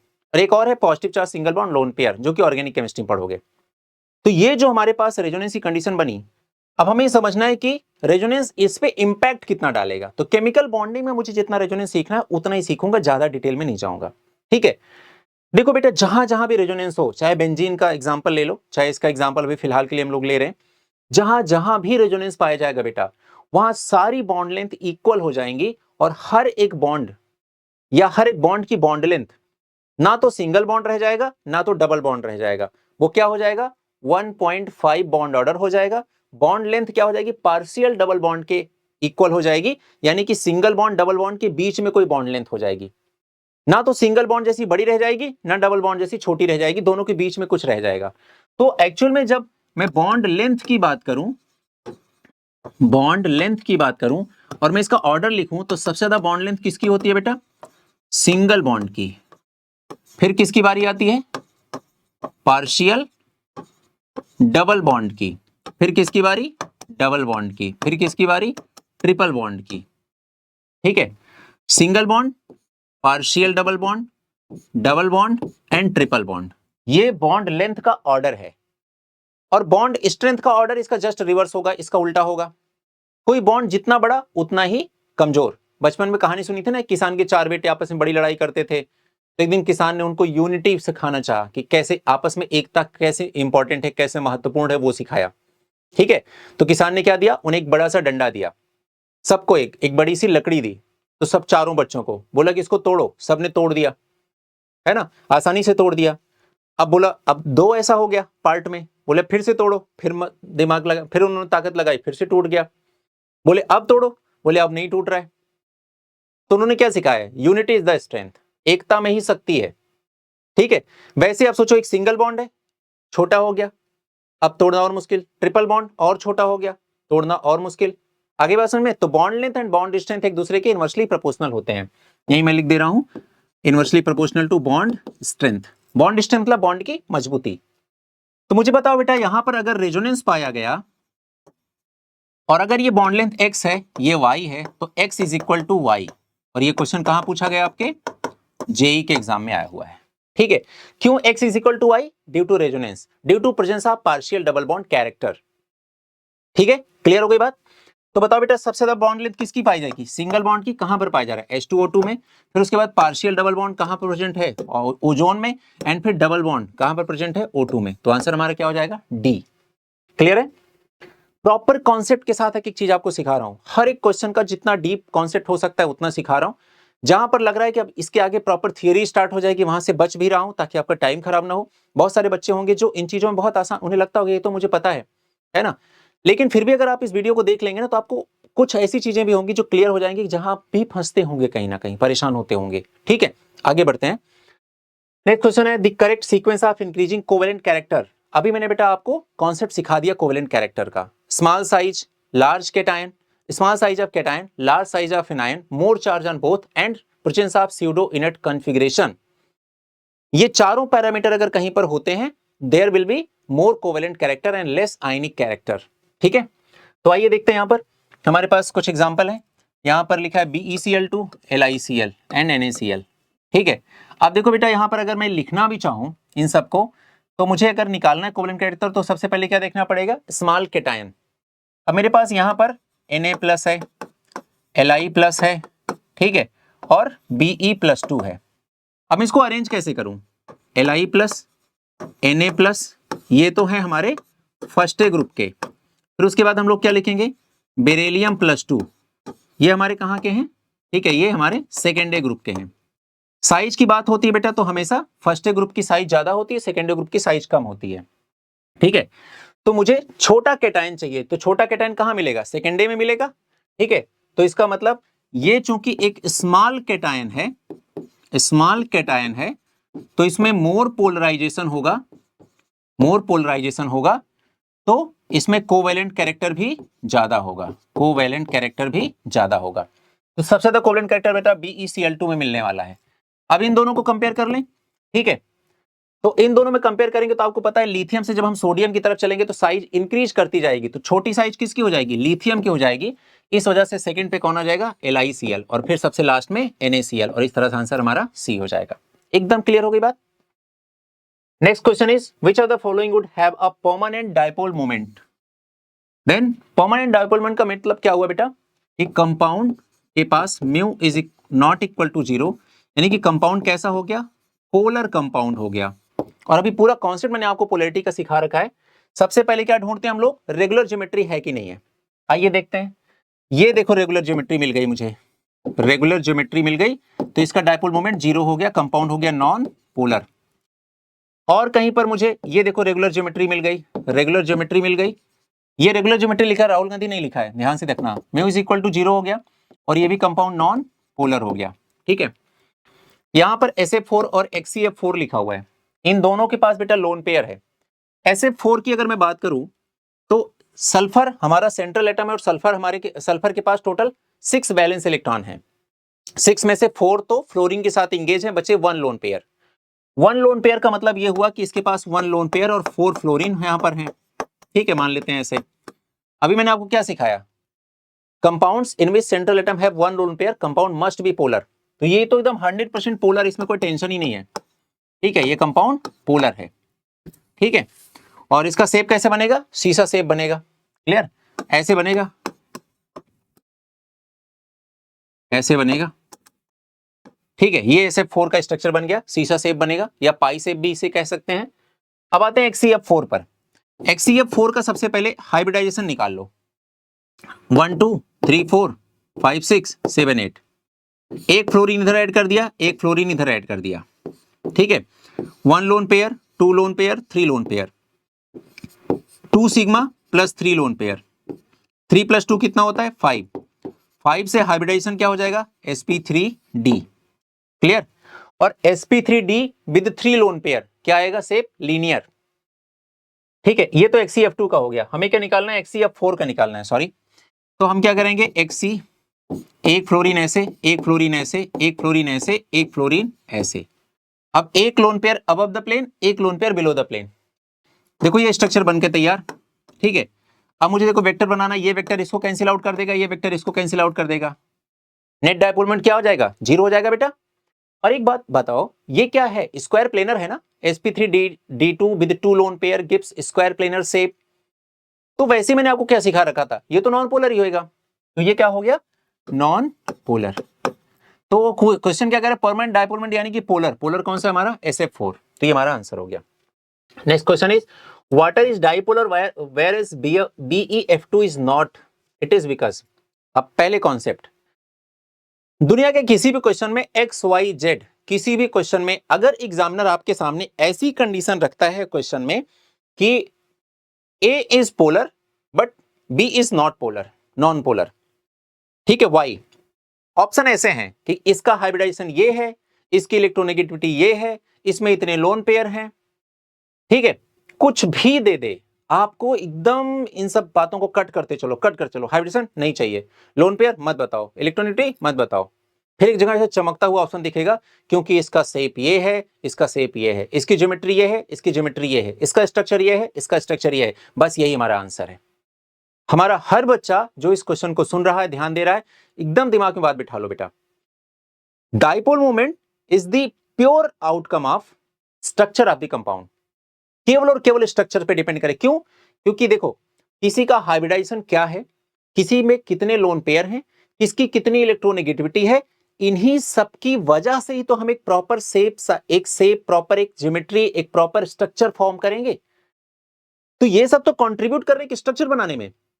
और जब हम एक प्रॉपर स्ट्रक्चर ड्रॉ कर लेंगे तो हम क्या करेंगे, उसी स्ट्रक्चर में हम प्रॉपर वेक्टर ड्रॉ करेंगे, फिर उन वेक्टर का कैंसिलेशन चेक करेंगे एक दूसरे से, तब हम बताएंगे कि हाँ ये सारे वेक्टर कैंसिल आउट हो गए, या एक आध वेक्टर रह गया, या वेक्टर ऐड हो गए, या वेक्टर सब्सट्रैक्ट हो गए, तब हम बताएंगे कि इसका डायपोल मोमेंट होगा या नहीं होगा। तो कोई भी और ऑप्शन सोचना भी मत। अगर सारे इतने सारे ऑप्शन देने के बाद, रेलेवेंट ऑप्शन देने के बाद अगर नीचे लिखा ऑल ऑफ द अबव, तो आप ऑल ऑफ द अबव भी मत सोचना। आपको बोलना है कि नहीं भैया, केवल और केवल स्ट्रक्चर जिसमें लिखा होगा, क्योंकि only structure is responsible for the dipole moment of any compound. Okay, आइए देखते हैं। तो वाटर का शेप क्या होता है बेटा? Went shape, angular shape, sp3 with 2 lone pair. और BeF2 का शेप क्या होगा? sp hybridization and linear structure 180 bond angle. ठीक है, तो ये ऐसा कहां लिखा हुआ है? यहां लिखा है water is linear, wrong. Water is angular and BeF2 is linear, correct. तो हमारा आंसर डी हो जाएगा। Next question is which of the following molecule does not possess a permanent dipole moment? आइए सबसे पहले देखते हैं CH2, C double bond S double bond S। ठीक है, अब हम देख सकते हैं क्या डबल बॉन्ड लिखा हुआ है, और कार्बन सल्फर में sulphur is more electronegative, carbon sulphur में sulphur is more electronegative, hybridisation sp, shape हो गई हमारी क्या? लीनियर। ठीक है, दो वेक्टर बने, दोनों मैग्नीट्यूड में सेम है एंड डायरेक्शन में अपोजिट है। मैग्नीट्यूड में सेम कैसे कह पा रहा हूं मैं? क्योंकि जिनकी वजह से वेक्टर बने हैं वो दोनों एटम सेम है, इस वजह से मैग्नीट्यूड में सेम हो गया। तो इसका नेट डायपोल मोमेंट क्या हो जाएगा बेटा? 0। कंपाउंड क्या हो जाएगा? Non polar. और कह रहा है does not possess a permanent dipole moment, तो हमारा आंसर तो ये 100% होना है। दूसरा आ जाते हैं SO3। अब देखो बेटा, SO3 की दो स्ट्रक्चर बनती है, एक तो ये बनती है अगर SO3 गैस है तो, ठीक है, और अगर ऐसा है तो एक वेक्टर ऐसे बनेगा, एक वेक्टर ऐसे बनेगा, एक वेक्टर ऐसे बनेगा, इसका और इसका रिजल्टेंट यहां आएगा, और ये वेक्टर इस वेक्टर को कैंसिल आउट कर देगा, नेट डायपोल मोमेंट क्या हो जाएगा? 0 हो जाएगा। कंपाउंड क्या हो जाएगा? Non polar. लेकिन एक और स्ट्रक्चर बनती है बेटा, वो बनती है SO3 सॉलिड की, और SO3 सॉलिड हमेशा बना लेता है बेटा ट्राइमर। ट्राइमर मतलब 3 SO3 मॉलिक्यूल आपस में जुड़ जाते हैं इन सॉलिड स्टेट, तो ये एक्चुअल बन जाएगा H3O9। और ऐसी कंडीशन में अगर मैं बात करूं तो ये सल्फर का स्ट्रक्चर ऐसे बनेगा, oxygen oxygen sulphur sulphur oxygen, ऐसे। फिर हर सल्फर के पास एक एक ऑक्सीजन हो जाएगा। सॉरी सल्फर के पास बनाना है, ये बन गया बेटा आपका स्ट्रक्चर H3O9, या फिर सॉलिड SO3 का स्ट्रक्चर ये बन गया। ठीक है, तो आप देख सकते हैं इनका स्ट्रक्चर। तो देखो बेटा, यहां पर भी कंपाउंड क्या हो गया? ये नॉन पोलर ही हो गया। H2S की अगर मैं बात करूं तो सल्फर देखो, एक लोन पेयर, ये लोन पेयर, दो हाइड्रोजन, तो ये कंपाउंड कैसा हो गया? V शेप हो गया। और V शेप है तो 100% पोलर है, कोई प्रॉब्लम नहीं इसमें, तो ये कंपाउंड पोलर है। और SO2 की बात करूं अगर मैं, तो SO2 कैसे बनाएंगे बेटा? ये देखो, sulphur double bond oxygen and 1 lone pair. और अभी आपको कितनी बार से मैं बोलता आ रहा हूं कि अगर किसी कंपाउंड में सेंट्रल एटम के पास 1 लोन पेयर है, then compound must be polar. ये कंपाउंड क्या हो जाएगा? पोलर। अब आपके अनसॉल्व की प्रॉब्लम बता रहा हूं, आपके अनसॉल्व में केवल और केवल फर्स्ट ऑप्शन दिया गया है, लेकिन ये फैक्ट है कि SO3 हमारा जो कंपाउंड है वो भी नॉन पोलर कंपाउंड ही है, वो भी एक रेगुलर ज्योमेट्री का एग्जांपल ही बन रहा है। ठीक है, ऐसा लेकिन आपके MTG के अनसॉल्व में या किसी और अनसॉल्व में ये आंसर नहीं दिया गया है, लेकिन आपको ये चीज समझते रहना है। इसीलिए आपको एक सही जगह से प्रीवियस ईयर क्वेश्चन सॉल्व करना बहुत जरूरी है। ठीक है, क्यों? क्योंकि अनसॉल्व तक में भी गलत हो सकता है। ठीक है, बाकी लोग भी गलत, कहीं हो सकता है कि अनसॉल्व को ही रेफरेंस में अगर लेके चलें, एक्सप्लेन ना करना चाहें तो वो भी गलत हो सकते हैं। आप अपने मन से करोगे तो भी आपको लगेगा कि आप कॉम्प्रोमाइज कर ही लोगे कि हाँ यार ठीक ही लिखा होगा, ऐसा करके। लेकिन ऐसा नहीं, अगर आप कॉन्सेप्ट के अकॉर्डिंग चलेंगे तो आपको एक प्रॉपर रेलिवेंट सोर्स से प्रॉब्लम आपको सॉल्व करना बहुत जरूरी हो जाता है। ठीक है, आइए अगले क्वेश्चन चलते हैं। Strongest bond is in between CSF और NaCl और बोथ आर नन। तो स्ट्रॉन्गेस्ट बॉन्ड से हमारा मतलब क्या है कहने का, ये समझिए पहले, है ना। बॉन्ड कई टाइप के होते हैं। अगर मैं सबसे बात करूं स्ट्रॉन्गेस्ट बॉन्ड की बात करूं, या हम दो पार्ट में अगर बांट लें, तो स्ट्रॉन्ग बॉन्ड एक हो गया, एक हो गया वीक बॉन्ड हो गया। बेटा कॉन्सेप्ट पहले समझ लें हम लोग, है ना, ऑप्शन की जबरदस्ती या जल्दबाजी नहीं है हमारे पास। स्ट्रॉन्ग बॉन्ड में सबसे स्ट्रॉन्ग बॉन्ड होता है बेटा आयनिक बॉन्ड। आयनिक के बाद बारी आती है कोऑर्डिनेट बॉन्ड की, इसके बाद बारी आती है कोवैलेंट बॉन्ड की। ये तीनों हमारे स्ट्रॉन्ग बॉन्ड की कैटेगरी में आते हैं। कहीं कहीं पर आपको यह भी बताया जाएगा कि covalent and coordinate bond are equally strength वाले होते हैं या फिर इक्वली स्ट्रॉन्ग होते हैं। लेकिन अगर उन दोनों में भी कंपेयर करना हो तो हमारे बच्चों को तो एटलीस्ट पता ही होना चाहिए कि कोऑर्डिनेट बॉन्ड कोवेलेंट बॉन्ड से थोड़ा सा ज्यादा स्ट्रांग कहे जा सकते हैं। फिर बारी आ जाती है बेटा हाइड्रोजन बॉन्डिंग की। हाइड्रोजन बॉन्डिंग भी दो टाइप की होती है, intermolecular hydrogen bonding and intramolecular hydrogen bonding. तो इसमें भी अगर मैं बात करूं तो सबसे ज्यादा हो जाएगा बेटा intermolecular hydrogen bonding and then हो जाएगा इंट्रामॉलिक्यूलर हाइड्रोजन बॉन्डिंग। इसमें भी ध्यान रखो। फिर इसके बाद जिसकी बारी आती है बेटा वो आपका आता है van der Waals force of attraction. Van der Waals force of attraction, ठीक है, ये आ गया। अब वंडरवाल फोर्सेस जितने भी होते हैं इनके बारे में ध्यान रखना है कि इनमें भी ये तीन टाइप के होते हैं। तो सबसे पहले आता है कीसोम, देन उसके बाद London forces, then Debye forces, ठीक है। तो ये जो कीसोम डिबाई लंदन वाला काम है, कीसोम फिर उसके बाद डिबाई और फिर लंदन फोर्सेस, ठीक है। ये दो पोलर मॉलिक्यूल के बीच में होता है, ये एक पोलर एक नॉन पोलर मॉलिक्यूल के बीच में, एक ये दोनों ही नॉन पोलर मॉलिक्यूल के बीच में होता है। इसे लंदन फोर्सेस या डिस्पर्सन फोर्सेस भी कहते हैं। फिर इसकी बारी आ जाएगी, क्लियर। लेकिन इन दोनों से भी स्ट्रांग एक बॉन्ड होता है, मतलब एक फोर्स होता है, इसे बोलते हैं ion dipole attraction, ion dipole interaction, ठीक है। तो ये प्रॉपर स्ट्रेंथ वाली बात बता दी मैंने। अब अगर उसने पूछा है स्ट्रॉन्गेस्ट बॉन्ड यानी कि आयनिक बॉन्ड जिसमें प्रेजेंट होगा वही स्ट्रॉन्गेस्ट बॉन्ड कहलाएगा। अब आयनिक बॉन्ड किसमें प्रेजेंट होगा, आयनिक बॉन्ड कैसे पहचानेंगे हम लोग वो समझना है। आपको अभी मैंने कोवेलेंट कैरेक्टर बताया बेटा। कोवेलेंट कैरेक्टर का मतलब ये होता है जिसमें स्मॉल केटायन लार्ज एनायन हो। इसका उल्टा सोचो, लार्ज केटायन स्मॉल एनायन हो तो ये आयनिक कैरेक्टर को रिप्रेजेंट करेगा। और ऐसा मुझे किसमें दिख रहा है, CSF में दिख रहा है, केटायन बड़ा है। अच्छा सोचो ऐसा क्यों होगा, सीजियम की साइज ज्यादा बड़ी है तो सीजियम बहुत आसानी से इलेक्ट्रॉन लूज कर देगा, क्योंकि साइज बड़ी है तो इसकी आयनाइजेशन एंथैल्पी कम होगी, तो ये बहुत आसानी से सीजियम से सीजियम+1 में कन्वर्ट हो जाएगा, ठीक है। तो पॉइंट ये हो गया। दूसरा फ्लोरीन छोटे साइज का तो आसानी से इलेक्ट्रॉन कैप्चर कर लेगा, इलेक्ट्रॉन गेन कर लेगा, तो ये आसानी से खुद को एनायन में कन्वर्ट कर लेगा। तो केटायन का बनना आसान, एनायन का बनना आसान, तो आयनिक बॉन्ड का बनना आसान। तो अब बॉन्ड जो बनेगा स्ट्रॉन्ग बनेगा, तो आंसर हमारा क्या हो जाएगा, CSF हो जाएगा, ठीक है। नेक्स्ट क्वेश्चन है ज्यादा following bond will be most polar. अभी मैंने आपको सिखाया बेटा कि बॉन्ड की पोलैरिटी चेक करते हैं इलेक्ट्रोनेगेटिविटी के डिफरेंस से, ठीक है। तो इसका कॉन्सेप्ट क्या हो जाएगा, इलेक्ट्रोनेगेटिविटी डिफरेंस, ये इसका कॉन्सेप्ट हो जाएगा, ठीक है। अब हमें इलेक्ट्रोनेगेटिविटी का कंप्लीट ऑर्डर भी आना चाहिए, तो मैं एक ऑर्डर लिख दे रहा हूं यहां पर, हमारे हर बच्चे को ये ऑर्डर पता होना चाहिए। फॉन्कल, ब्रिस्की, फॉन्कल ब्रिस्की से पागल होना सीखो। ये हमारा ओवरऑल ऑर्डर है किसका, इलेक्ट्रोनेगेटिविटी का। आप इसको ऐसे याद रखिएगा, यहां से यहां तक पढ़िए, देखिए FONCL फॉन्कल, यहां से यहां तक एक साथ पढ़िए BRSCI ब्रिस्की से पागल होना सीखो। ऐसे करके आप इलेक्ट्रोनेगेटिविटी का कंप्लीट ऑर्डर याद कर सकते हैं।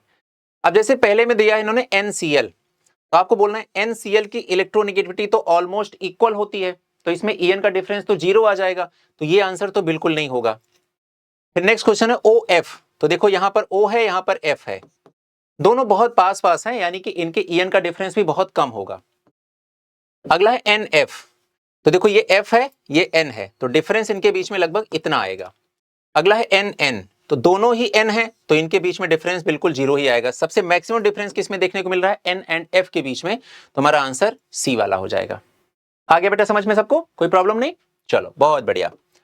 Question number 17, in the structure of ClF3 the number of lone pair of the electrons on central atom of chlorine, अभी पीछे करा दिया था बेटा, T से स्ट्रक्चर बना था, sp3d विद 2 लोन पेयर, ठीक है, T से स्ट्रक्चर बनेगा, तो यहां पर अभी 2 लोन पेयर आप खुद बना सकते हैं, अभी बता रखा है, ठीक है।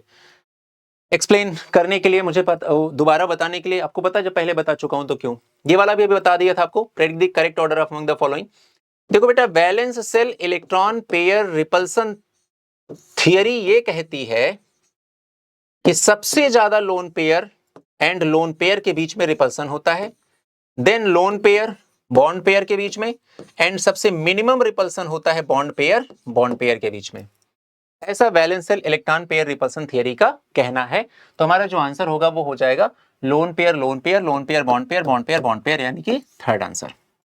और इसी के रिपल्सन की वजह से कोई भी जो रेगुलर ज्योमेट्री होती है वो डिस्टोर्टेड ज्योमेट्री हो जाती है, वहीं से ज्योमेट्री शेप में कन्वर्ट हो जाती है। अब हम ज्योमेट्री ना बोल करके शेप बोलते हैं। तो वो सारे कंपाउंड जिनमें लोन पेयर प्रेजेंट होता है उसके स्ट्रक्चर को हम शेप से डिनोट करते हैं। और ऐसे तमाम कंपाउंड जिनके पास सेंट्रल एटम के पास एक भी लोन पेयर नहीं होता, उनके स्ट्रक्चर को हम ज्योमेट्री लिखा करते हैं। और ज्योमेट्री और शेप को एक साथ अगर कुछ बोलना तो स्ट्रक्चर बोल सकते हैं। ठीक है, ये ध्यान रखना है। जैसे आपके एग्जाम में क्वेश्चन भी आ चुका है ClF3 का की ज्योमेट्री क्या होगी, तो आपको टी शेप नहीं बताना है, ज्योमेट्री क्या है। Geometry is the outcome of hybridisation. तो ClF3 का हाइब्रिडाइजेशन sp3d होगा, तो इसकी ज्योमेट्री क्या हो जाएगी, बस उतना बताना है। तो क्या हो जाएगा, ट्राइगोनल बाई पिरामिडल हो जाएगी। ठीक है, इसकी शेप क्या होगी, टी शेप हो जाएगी। इतना डिफरेंस है due to presence of 2 lone pair. तो ये हो गई कहानी। आगे बढ़ते हैं। Which of the following species contain 3 bond pair and 1 lone pair? 3 bond pair and 1 lone pair ये पाया जाना है। ऐसे किस में होगा। वाटर तो बेटा बार बार बनाने का क्या है, वाटर तो आप सीख ही चुके हैं। 2 लोन पेयर है और 2 ही बॉन्ड पेयर है। BF3 में अभी आपको स्ट्रक्चर बना के दिखाई दिया है ना, यहां पर क्या है, 3 बॉन्ड पेयर हैं। ठीक है, अगला है NH2 माइनस। ठीक है, NH2 माइनस कैसे बनेगा, ये हाइड्रोजन हो गया, अपने पास 2 हाइड्रोजन हो गए नाइट्रोजन के साथ। नाइट्रोजन कौन से ग्रुप का है, 15। वैलेंस इलेक्ट्रॉन कितने हो गए, 5, 1 2 3 4 5। एक नेगेटिव चार्ज है, तो 1 lone pair, 2 lone pair and 2 bond pair. तो 2 लोन पेयर 2 बॉन्ड पेयर बनेगा यहां पर। ठीक है, और PCl3 की बात करेंगे तो फॉस्फोरस 15 ग्रुप का, वैलेंस इलेक्ट्रॉन 5 में से देखो ये 3, तो 3 बॉन्ड पेयर 1 लोन पेयर। ठीक है, तो आंसर क्या हो जाएगा, D. Next question is which of the following is not isostructural with CCl4। अब आइसोस्ट्रक्चरल का मतलब क्या होता है बेटा, structure should be same of two more than 2 molecules और कंपाउंड्स। ओके, अब क्वेश्चन है कि स्ट्रक्चर सेम होने के लिए क्या जरूरी है, हाइब्रिडाइजेशन का सेम होना जरूरी है क्या, नहीं, हाइब्रिडाइजेशन का सेम होना जरूरी नहीं है, स्ट्रक्चर का ही सेम होना जरूरी है। जैसे कि एग्जांपल दे दूं मैं आपको, मेरे पास ना sp हाइब्रिडाइजेशन, किसी कंपाउंड का हाइब्रिडेशन आ गया sp, फॉर एग्जांपल SO2 हो गया, BeCl2 हो गया, BeF2 हो गया, HgCl2 हो गया, ऐसे तमाम कंपाउंड है जिनका हाइब्रिडेशन sp आ गया। और अगर sp हाइब्रिडेशन आ गया तो जाहिर सी बात है इसका ज्योमेट्री क्या आएगी, लीनियर, और बॉन्ड एंगल कितनी हो जाएगी, 180 डिग्री। लेकिन अगर कहीं पर बेटा मैंने sp3d हाइब्रिडाइजेशन आ गया और साथ में उसमें 3 लोन पेयर भी थे, ठीक है, जैसे एग्जांपल XeF2, तो यहां भी जो स्ट्रक्चर आएगी, जो शेप आएगी, वो क्या आएगी, लीनियर। तो आप मुझे बताओ, इसका आउटकम भी लीनियर है, इसका भी आउटकम लीनियर है, हाइब्रिडाइजेशन तो डिफरेंट है लेकिन स्ट्रक्चर तो सेम आई ना। तो आइसो स्ट्रक्चरल होने के लिए हाइब्रिडाइजेशन का सेम होना जरूरी नहीं है। ये बात दिमाग में हमारे हर बच्चे के बैठ जानी चाहिए। चलो प्यारे बच्चों आगे बढ़ते हैं। क्वेश्चन कह रहा है कि इसका स्ट्रक्चर कौन सा होगा, तो पहले इसका तो स्ट्रक्चर निकाल लो यार, तब तो उससे कंपेयर करोगे। अब इसमें सेंट्रल एटम कौन है, सिलिकॉन। सिलिकॉन कौन से ग्रुप का है, 14 मतलब बैलेंस इलेक्ट्रॉन 4, और all 4 electrons are bonded with 4 different chlorine. How many sigma bond is present in SiCl4, that is 4। Then the hybridisation is sp3 and the outcome of sp3 is tetrahedral geometry. तो इसका shape आ गया बेटा, मतलब geometry आ गई, क्या आ गई इसकी, tetrahedral. Tetrahedral bond angle is 109 degree 28 minute. ठीक है, आइए इसमें देख लेते हैं ऐसा किस में पाया जा रहा है। NH4 प्लस बना लेते हैं सबसे पहले, NH4 प्लस बना लेते हैं। तो ये इसके पास लोन पेयर है। अब इसने अपना लोन पेयर किसको दे दिया, H प्लस को दे दिया, तो देखो ये बन गया NH4 प्लस। अब यहां पर 1 sigma 2 sigma 3 sigma 4 sigma 4 sigma मतलब क्या हो गया बेटा, sp3। और sp3 विदाउट लोन पेयर यानी कि प्रॉपर ज्योमेट्री, तो क्या कहलाएगा, टेट्राहेड्रल। तो ये तो है इसके साथ आइसो स्ट्रक्चर, लेकिन वो तो पूछ रहा है नॉट आइसो स्ट्रक्चर। अब नेक्स्ट है SCl4।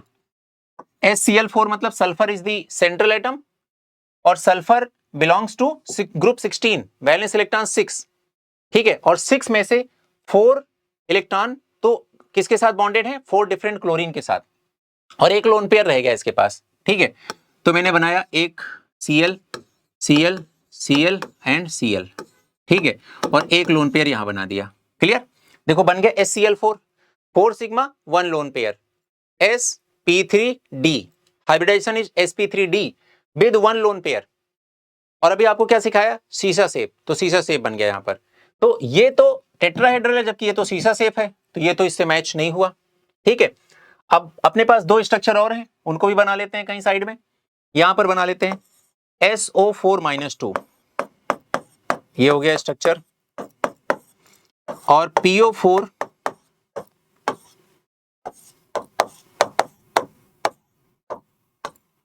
ये PO4-3, SO4-2, दोनों में देखो बेटा टेट्राहेड्रल आएगा। ठीक है, तो आंसर हमारा क्या हो जाएगा? HCl4, second option. Next question, which are the following molecule has trigonal planar geometry? Trigonal planar geometry, ठीक है, इसका मतलब ट्राइगोनल प्लेनर ज्योमेट्री कहां आती है बेटा?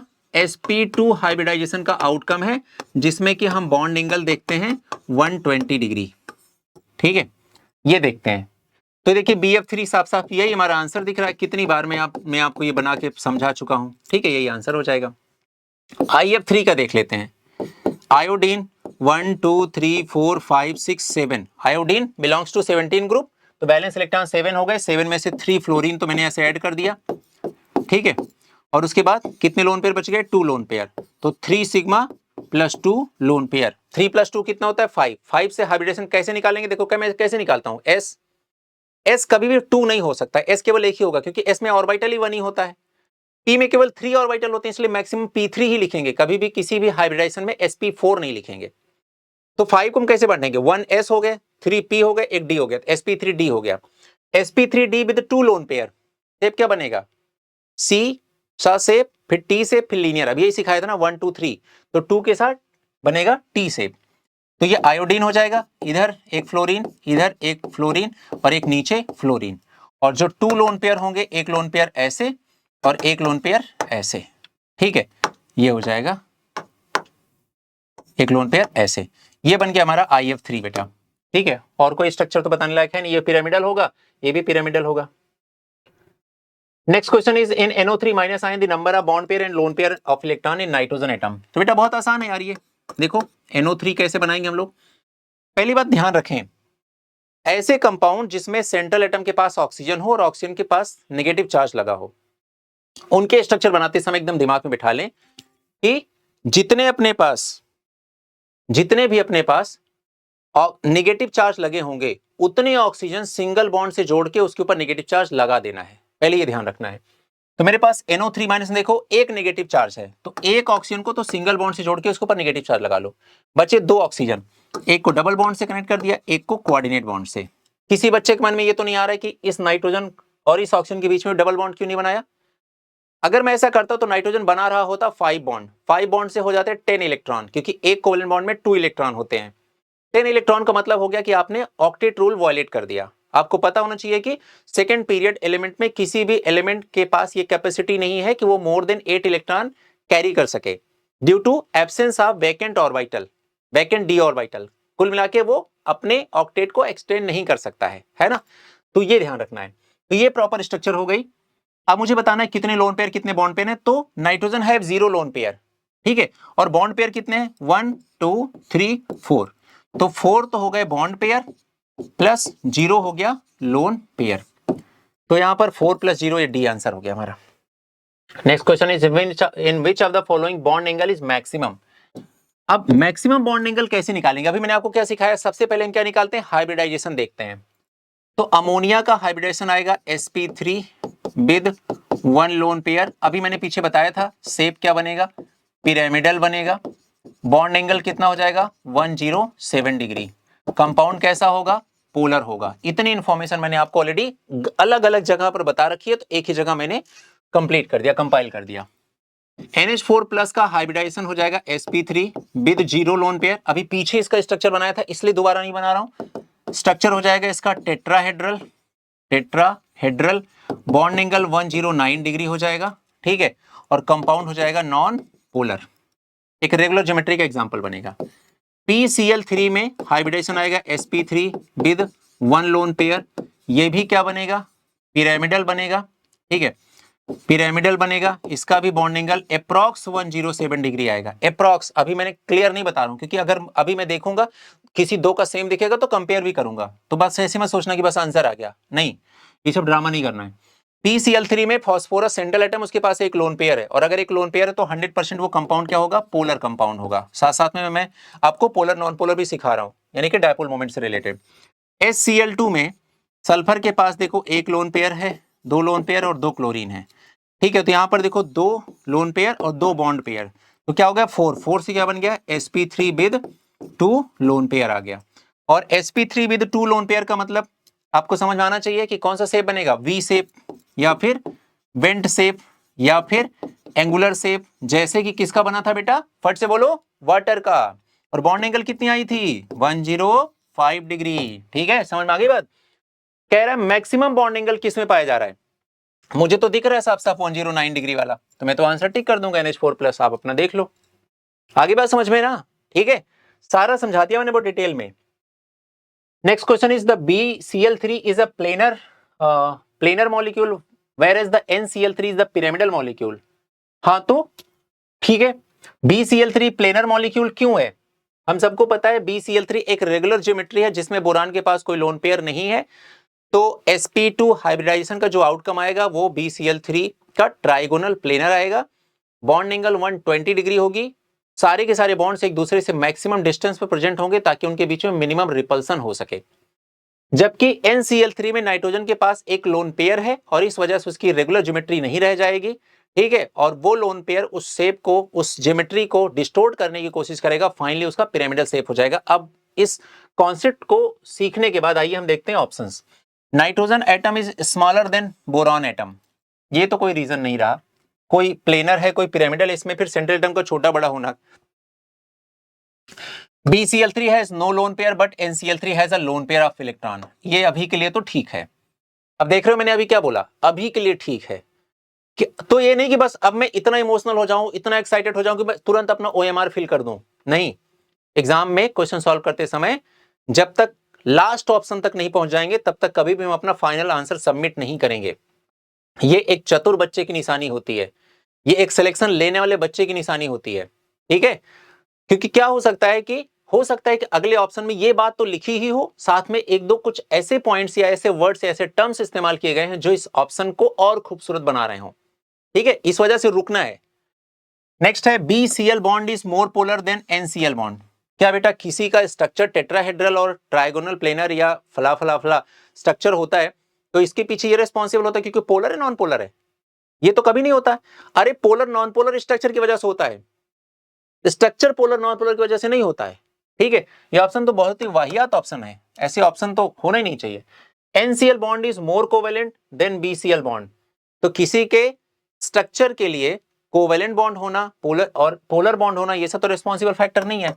इसका मतलब हम नीचे गए लेकिन हमें कुछ ढंग का ऑप्शन नहीं मिला, तो बी ऑप्शन हमारे लिए एकदम सही ऑप्शन था, ठीक है। अब हम नेक्स्ट क्वेश्चन है, in compound X all the bond angle are exactly 109 degree 28 minute.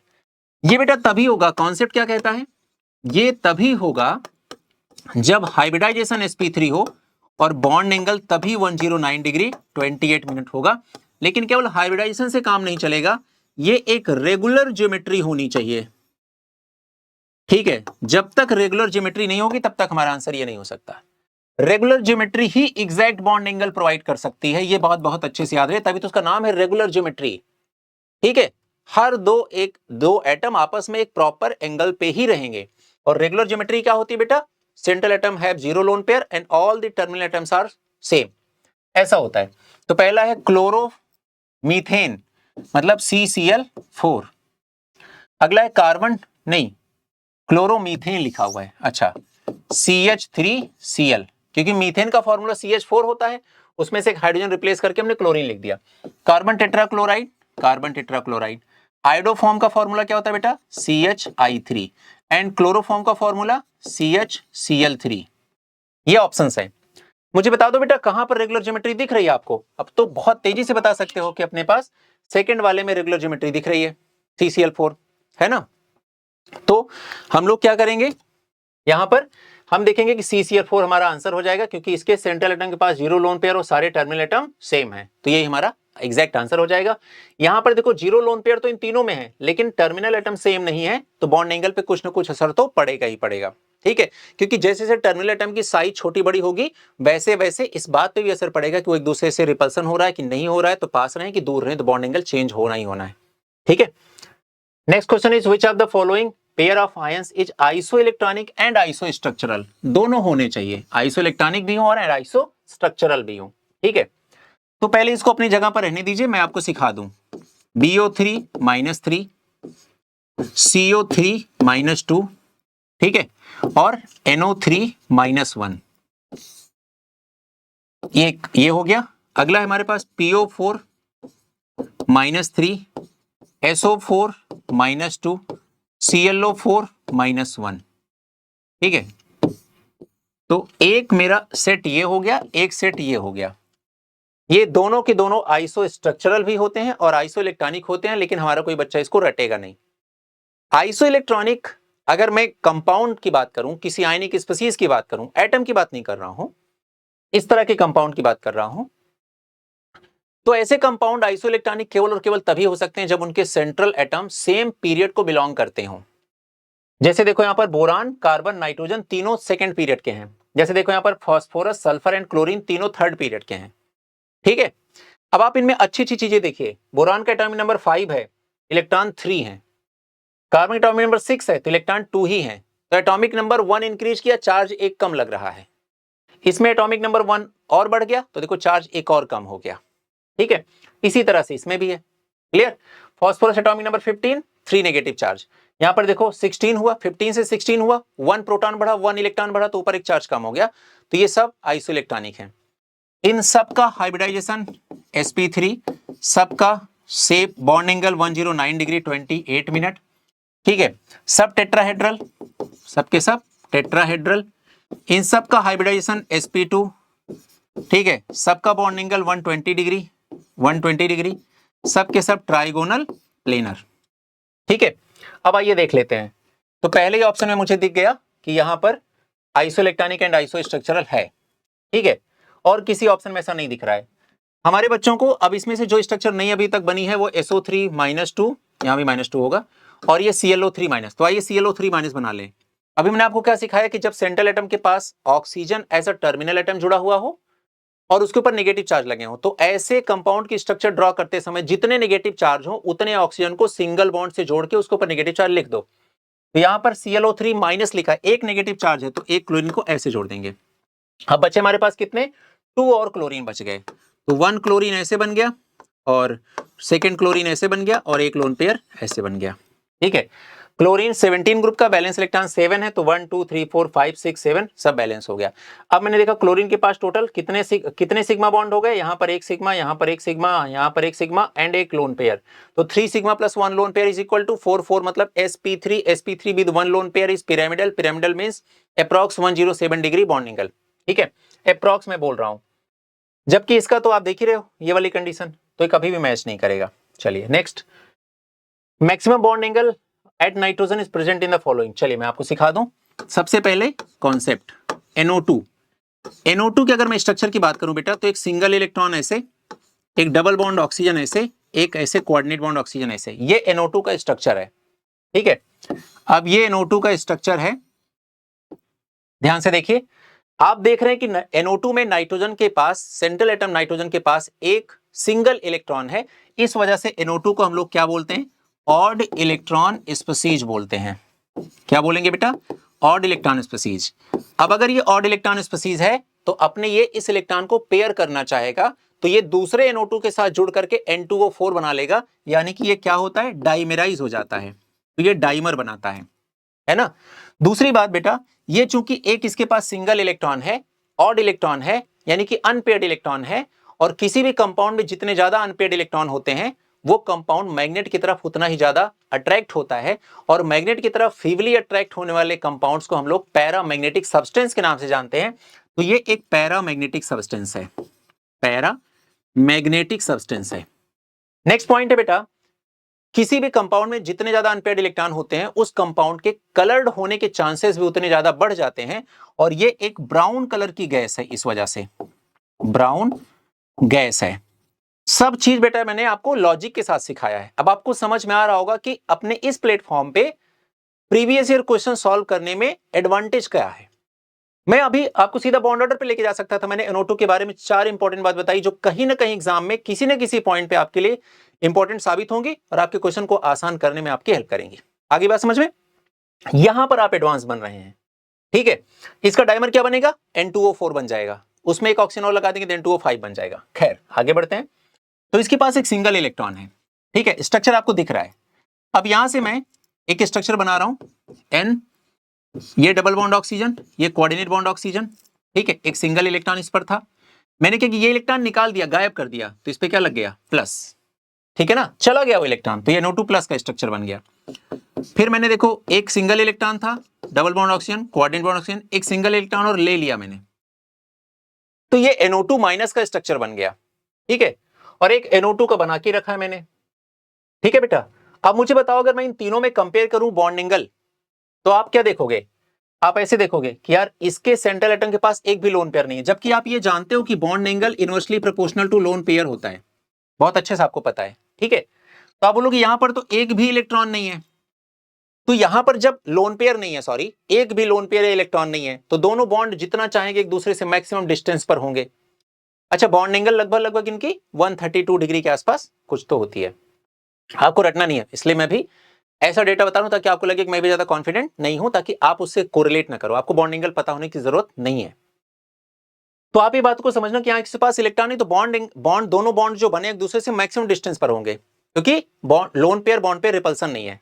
तो सबसे ज्यादा बॉन्ड एंगल किसकी हो जाएगी? NO2 प्लस की। फिर उसके बाद किसकी होगी बेटा? जिसके पास केवल एक सिंगल इलेक्ट्रॉन है, ठीक है। और फिर किसकी बारी आएगी? NO2 माइनस की, क्योंकि इसके पास एक लोन पेयर आ गया, लोन पेयर बढ़ गया, बॉन्ड एंगल कम हो गई, तो ये तो ऑर्डर आ गया। क्लियर? अब मुझे बताओ मैक्सिमम बॉन्ड एंगल किसकी हो रही है? NO2 प्लस की हो रही है। लेकिन एक ऑप्शन में यहां पर NO3 माइनस भी दिया गया है बेटा, है ना। अब मैं आपसे पूछूं NO2 प्लस का हाइब्रिडाइजेशन क्या होगा, तो आप क्या बोलोगे? एक सिग्मा इधर है, एक सिग्मा इधर है, ठीक है, तो 2 सिग्मा हो गया। अब आप बोलोगे एक सिंगल इलेक्ट्रॉन का क्या करना है ना, यही तो मन में आएगा। तो आइए मैं आपको सिखाता हूं hybridisation of odd electron species, for example CH3 and CF3, ठीक है। अब आप यहां पर क्या देखेंगे? CH3 में 3 सिग्मा बॉन्ड है, CF3 में भी 3 सिग्मा बॉन्ड है, यहां पर एक सिंगल इलेक्ट्रॉन है, 1 इलेक्ट्रॉन, यहां पर भी 1 इलेक्ट्रॉन, तो ये दोनों दोनों ऑड इलेक्ट्रॉन हो गए। यहां पर देखेंगे इलेक्ट्रोनेगेटिविटी ऑफ हाइड्रोजन, यहां पर इलेक्ट्रोनेगेटिविटी ऑफ फ्लोरीन। तो ध्यान रखना है बेटा कि जब फ्लोरीन है क्या? टर्मिनल एटम, जब हमारा टर्मिनल एटम सेंट्रल एटम के मुकाबले ज्यादा इलेक्ट्रोनेगेटिव होता है, तो ऐसी कंडीशन में हम ये जो एक इलेक्ट्रॉन है इसमें एक इलेक्ट्रॉन और ऐड कर देते हैं, ठीक है। तो ये क्या बन जाएगा? 1 इलेक्ट्रॉन ऐड कर दिया तो एक लोन पेयर जैसा बन जाएगा, तो 3 + 1 कितना हो जाएगा? 4, 4 मतलब sp3, तो इसका हाइब्रिडेशन आ जाएगा sp3। तो इस सिंगल इलेक्ट्रॉन को हम लोग क्या कर देंगे? नेग्लेक्ट कर देंगे बेटा। तो इसका मतलब इसका तो काम खत्म, इसको हटा दिया, तो क्या बचा? केवल 3 सिग्मा, और 3 सिग्मा से कौन सा हाइब्रिडेशन बनेगा? sp2 बनेगा, यहां पर sp3 बन गया। ये डिफरेंस है बेटा, ऐसे निकालते हैं hybridisation of odd electron species. शायद हमारे प्यारे बच्चों को अच्छे से समझ में आ गया होगा। आइए तो यहां पर हम काम करते हैं, ठीक है। अब यहां मैं इसको थोड़ा सा अच्छे से समझा दूं, फिर से यहां लिख दे रहा हूं प्रॉपर हर चीज, है ना। तो मेरे पास सबसे पहले है NO2 प्लस, फिर मेरे पास है यहां पर NO2, केवल NO2 लिख देता हूं, है ना। दूसरा केवल NO2 लिख देता हूं, तीसरा NO2 माइनस लिख देता हूं, और फिर एक NO3 - 1 लिख देता हूं। तो जब मैंने कहा कि इसका स्ट्रक्चर ऐसे बन जाएगा, ठीक है, यहां पर जो एक सिंगल इलेक्ट्रॉन था ये निकल गया, तो केवल इतना बचा, तो एक सिग्मा इधर है, एक सिग्मा इधर है, तो सिग्मा क्या बन जाएगा? हाइब्रिडेशन sp, और बॉन्ड एंगल अप्रॉक्स कितनी आ जाएगी? 180 डिग्री। ठीक है, इसकी बात कर लेते हैं। तो देखो यहाँ पर एक सिंगल इलेक्ट्रॉन है, यहाँ पर ऐसे बॉन्ड एंगल है। मैंने आपको बताया क्या कि इसकी बॉन्ड एंगल लगभग लगभग बेटा 134 डिग्री के बराबर आती है। ठीक है, अब इसकी बात कर ले। यहाँ पर देखो क्या है, पूरा का पूरा एक लोन पेयर आ गया अपने पास। ठीक है, एक पूरा का पूरा लोन पेयर आ गया, क्योंकि ये नेगेटिव चार्ज है तो ये ऐसे बन जाएगा। तो इसकी बॉन्ड एंगल और कम हो जाएगी। ठीक है, लगभग लगभग। अब मुझे बताओ, एक सिग्मा, दो सिग्मा और एक lone pair, 2 sigma plus 1 lone pair is equal to 3 मतलब sp2 with 1 lone pair. sp2 का बॉन्ड एंगल कितना होता है 120, 120 से भी थोड़ा कम हो जाएगा, 120 से थोड़ा कम हो जाएगा, चलो मैं मान लेता हूं लगभग लगभग 117 डिग्री हो जाएगा। ठीक है, और NO3 माइनस तो एक प्रॉपर रेगुलर ज्योमेट्री हो जाएगी। ये देखो, ये है ना। तो यहां पर 1 सिग्मा, 2 सिग्मा, 3 सिग्मा, 3 सिग्मा मतलब क्या हो गया sp2, तो बॉन्ड एंगल यहां पर आ जाएगी 120 डिग्री, है ना। तो बताओ बेटा ऑर्डर क्या हो जाएगा, सबसे पहले क्या आ जाएगा NO2 प्लस, फिर उसके क्योंकि 180 है, फिर उसके बाद कौन आ जाएगा NO2, फिर कौन आएगा NO3 माइनस, और फिर कौन आएगा NO2 माइनस। देख रहे हो, एकदम जितना डिटेल में हो सकता है इतना डिटेल मैंने आपको सिखाने की कोशिश की। यही चीज है जो आपको बहुत आगे ले जाएगी, यही चीज आपको समझना है। हर एक क्वेश्चन का जब मैं कहता हूं ना प्रॉपर पोस्टमार्टम करेंगे, तो मैं करके दिखाता हूं, सिर्फ कहने की बात नहीं है। ये डिफरेंस है ना। और इस वजह से आपको इस PIQ सीरीज का हिस्सा बनना पड़ेगा, और इस तरह से आपको ये बहुत आगे कॉन्सेप्चुअली तो बहुत स्ट्रांग करने वाली है। ठीक है बेटा, डन। उसने मुझसे सिर्फ एक पूछा था, मैंने प्रॉपर ऑर्डर लिख दिया। अगर कल कोई क्वेश्चन ऑर्डर के फॉर्म में आएगा तो आप तो एक लेवल आगे बढ़ चुके हैं ना। ठीक है, तो मैक्सिमम किसका हो गया NO2 प्लस का, तो मेरे आंसर में क्या ढूंढना पड़ेगा मुझे NO2 प्लस, तो ये हमारा आंसर हो जाएगा। डन, चलिए नेक्स्ट क्वेश्चन बेटा हमारा, which one of the following is species has planar triangular. Planar triangular का मतलब फिर से वही ट्रायंगुलर, प्लेनर मतलब sp2, बॉन्ड एंगल कितना हो जाएगा 120 डिग्री। ऐसा ढूंढना है मुझे, और ऐसा मुझे कहां मिल रहा है।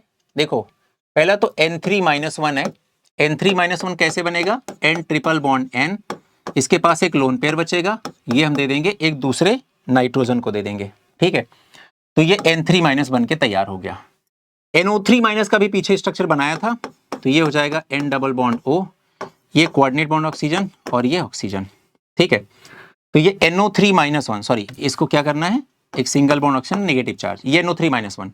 तो यहां पर हाइब्रिडाइजेशन sp2 आ गया, बॉन्ड एंगल 120 डिग्री आ गई। ठीक है, ये ध्यान रखना है। यहां पर देखो एक सिग्मा इस साइड है और एक सिग्मा इस साइड है। ठीक है, ऐसे बना है यहां पर, तो यहां पर लगभग लगभग sp आ जाएगा। और NO2 माइनस अभी पीछे बना दिया, CO2 आप सबको पता है लीनियर होगा। तो मेरे लिए जो क्वेश्चन उसने पूछा था sp2 बॉन्ड एंगल 120, तो मुझे मिल गया बी वाला आंसर, ये हमारा करेक्ट आंसर हो गया। HCF2 is the आइसोस्ट्रक्चरल base. सबसे पहले HCF2 का शेप बना लें सब लोग, है ना। ये HCF2 है, 1 lone pair, 2 lone pair, 3 lone pair. HCF2 का शेप कैसा हो गया, हाइब्रिडाइजेशन क्या होगा बेटा sp3d, क्योंकि यहां पर 1 sigma 2 sigma, 2 sigma plus 3 lone pair, तो हो गया 5 से बन गया sp3d। sp3d का शेप क्या हो जाएगा, लीनियर हो जाएगा। बॉन्ड एंगल कितनी हो जाएगी 180 डिग्री हो जाएगी। ठीक है, तो इसमें ढूंढना है कि इसमें कौन 180 डिग्री का होगा। तो ये ढूंढने से पहले मैं क्या करूं, कैंसिल आउट करना स्टार्ट करता हूं। देखो BaCl2 एक आयनिक कंपाउंड है, ठीक है, और SbCl3 देख लूं, Sb मतलब एंटीमनी मतलब nitrogen family, nitrogen family 3 chlorine के साथ जुड़ रहा है। ठीक है, और एक उसके पास लोन पेयर रह जाएगा। ठीक, ऐसा स्ट्रक्चर बन गया। ICl2 माइनस 1 बना दूं आपके लिए, एक आयोडीन, और इससे इसके पास कितने इलेक्ट्रॉन है 7 इलेक्ट्रॉन, तो 1 2 3 4 5 6 एंड 7। एक क्लोरीन इधर जोड़ दिया, एक क्लोरीन इधर जोड़ दिया। ठीक है, एक लोन पेयर, 2 लोन पेयर, और एक यहां पर एक सिंगल इलेक्ट्रॉन है, और यहां लिखा ICl2 माइनस 1, तो ये माइनस में यहां लगा दूंगा, तो ये एक लोन पेयर की शक्ल अख्तियार कर लेगा। तो यहां पर 2 sigma and 3 lone pair is equal to 5, और 5 से बन जाएंगे sp3d, sp3d with 3 lone pair, shape क्या हो जाएगी, लीनियर हो जाएगी। ठीक है, तो ये हमारे पास लीनियर, और बॉन्ड एंगल कितना हो जाएगा 180। तो बेटा HCF2 का भी यही आ रहा था, इसका भी यही आ रहा है, तो आंसर हमारा क्या हो जाएगा ICl2 माइनस 1। ठीक है, ये हो गया done. The outer orbital of carbon in ethene molecule can be considered to be hybridized to give 3 equivalent sp2 orbitals. The total number of sigma and pi bond in ethane molecule is, तो ethene का molecule का, ethene का formula क्या होता है बेटा, C2H4। इसमें इन लगा है जो कि इंडिकेट कर रहा है कि इसमें डबल बॉन्ड होगा।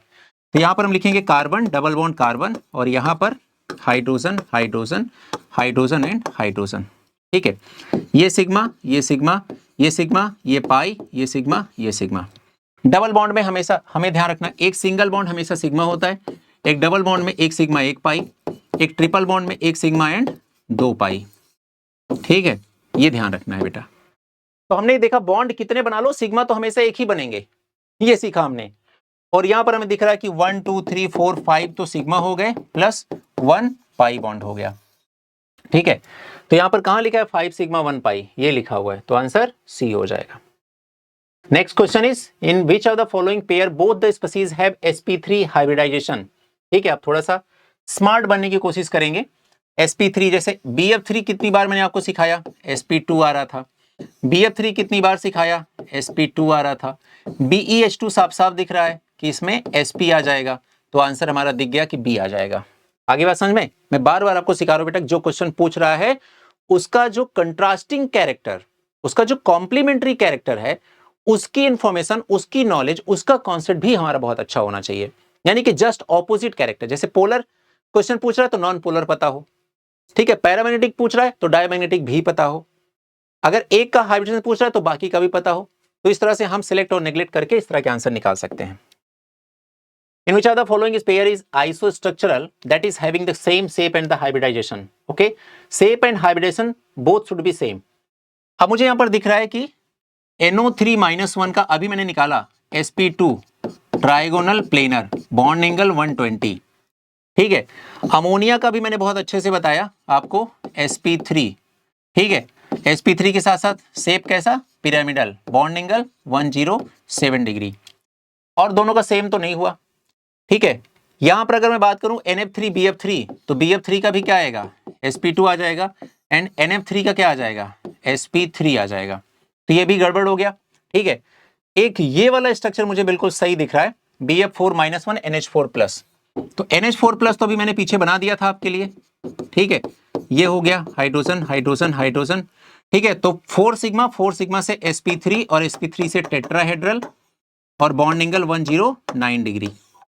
दूसरा हमारे पास है BF4-1, तो BF4-1 कैसे बना होगा, बोरॉन, एक कोऑर्डिनेट बॉन्ड F- यहां दे देगा इसको, और उसके बाद एक फ्लोरीन, 2 फ्लोरीन एंड 3 फ्लोरीन, ऐसा BF4-1 बन गया। ठीक है, तो यहां पर भी मुझे 4 सिग्मा दिख रहे हैं, और 4 सिग्मा से क्या बन जाएगा sp3, और बॉन्ड एंगल टेट्राहेड्रल होने की वजह से 109 डिग्री। तो आंसर क्या हो जाएगा हमारा बेटा, डी हो जाएगा।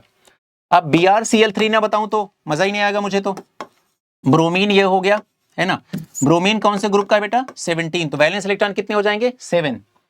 तो 7 में से देखो एक क्लोरीन ऐसे जोड़ दिया, एक क्लोरीन ऐसे, एक क्लोरीन ऐसे, तो 7 में से 3 इलेक्ट्रॉन तो खर्च हो गए, बचे कितने, 4 और बचे। तो 4 मतलब 1 lone pair and 2 lone pair, तो शेप कैसा बन गया, टी शेप बन गया है ना। और हाइब्रिडेशन क्या हो जाएगा, sp3d with 2 lone pair is equal to T shape.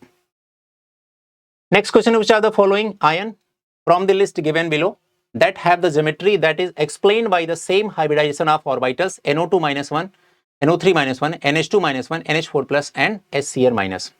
ठीक है, same hybridisation of the orbital बताना है आपको। अभी मैंने लगभग सबका बता रखा है बेटा। ठीक है, इसका आपने जो अभी भी ऐसे ही पता है, sp3 आपने देख लिया, NO3-1 का आपने sp2 देख लिया। ठीक है, और सेम हाइब्रिडाइजेशन बताना है आपको, तो इन दोनों का तो अलग अलग हो गया। NO2-1 का अभी मैंने आपको बता के दिखाया था, NO2-1 कैसे बनेगा, ऐसे बनेगा, ऐसे बनेगा और ऐसे बनेगा। तो यहां पर आपने देखा था 1 सिग्मा 2 सिग्मा और 1 लोन पेयर, 2 + 1 3 मतलब sp2, तो इसका क्या आ गया, sp2 आ गया। ठीक है, NH2-1 का आप देख सकते हैं, नाइट्रोजन 1 2 3 4 5, नाइट्रोजन वैलेंस इलेक्ट्रॉन 5 बेटा, 2 हाइड्रोजन ऐड करने हैं, चलो फटाफट से 2 हाइड्रोजन लगा देते हैं यहाँ पर, ये लगा दिया। ठीक है, अब क्या बचा हमारे पास, 3 इलेक्ट्रॉन बचे, एक नेगेटिव चार्ज है यहां लगा दिया, ये लोन पेयर बन गया, ये लोन पेयर बन गया, तो 2 + 2 कितना हो गया, 4 हो गया, 4 से मतलब ही कितना हो गया, sp3 हो गया। ठीक है, अब आ जाते हैं HCl-1 पे। ठीक है, कैसे बनेगा HCl-1 बेटा, देखो हमारे पास है यहाँ पर सेंट्रल में क्या है, कार्बन है। कार्बन क्या होता है, यहाँ पर अपन किससे जोड़ देंगे, HCl- में लिखा हुआ है, तो देखो अगर Cn माइनस का भी बनाना हो तो Cn माइनस का ये होता है ना, ये ध्यान रखना है। ठीक, अब यहाँ पर कार्बन है सेंटर में, तो कार्बन क्या कर सकता है इधर बताओ, कार्बन ऐसे डबल बॉन्ड सल्फर बना सकता है, ठीक है, और डबल बॉन्ड नाइट्रोजन बना सकता है, और ये नेगेटिव चार्ज ऐसा लगा सकता है, ठीक है, ऐसा कर सकता है। डन। तो आप देख सकते हैं कि दोनों जगह, मतलब ये तो हटा दो, यहां पर देख सकते हैं कि इसका सिग्मा सिग्मा sp हो जाएगा, ठीक है, तो ये एक बन गया।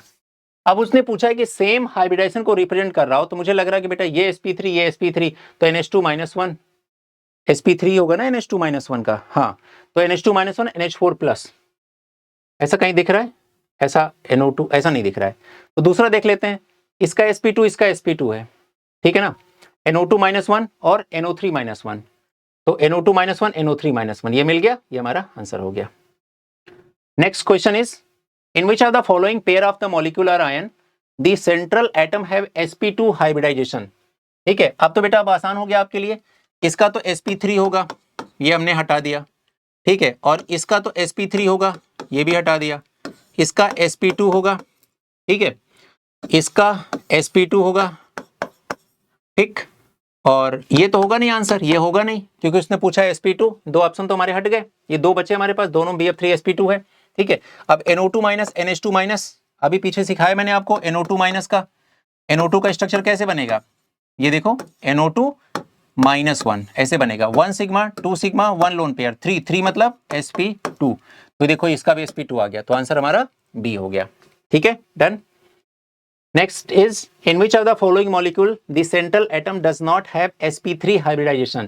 तो इसका तो sp3 ही होगा, इसमें कोई कंफ्यूजन नहीं है, इसका भी sp3 होगा, पीछे सारे स्ट्रक्चर बना चुका हूं, इसका भी sp3 होगा, तो ये फंस गया, इसका नहीं होगा, तो इसका क्या होगा, सल्फर 16 ग्रुप का बेटा बैलेंस इलेक्ट्रॉन कितने हो जाएंगे, 6, 1 2 3 4 5 6।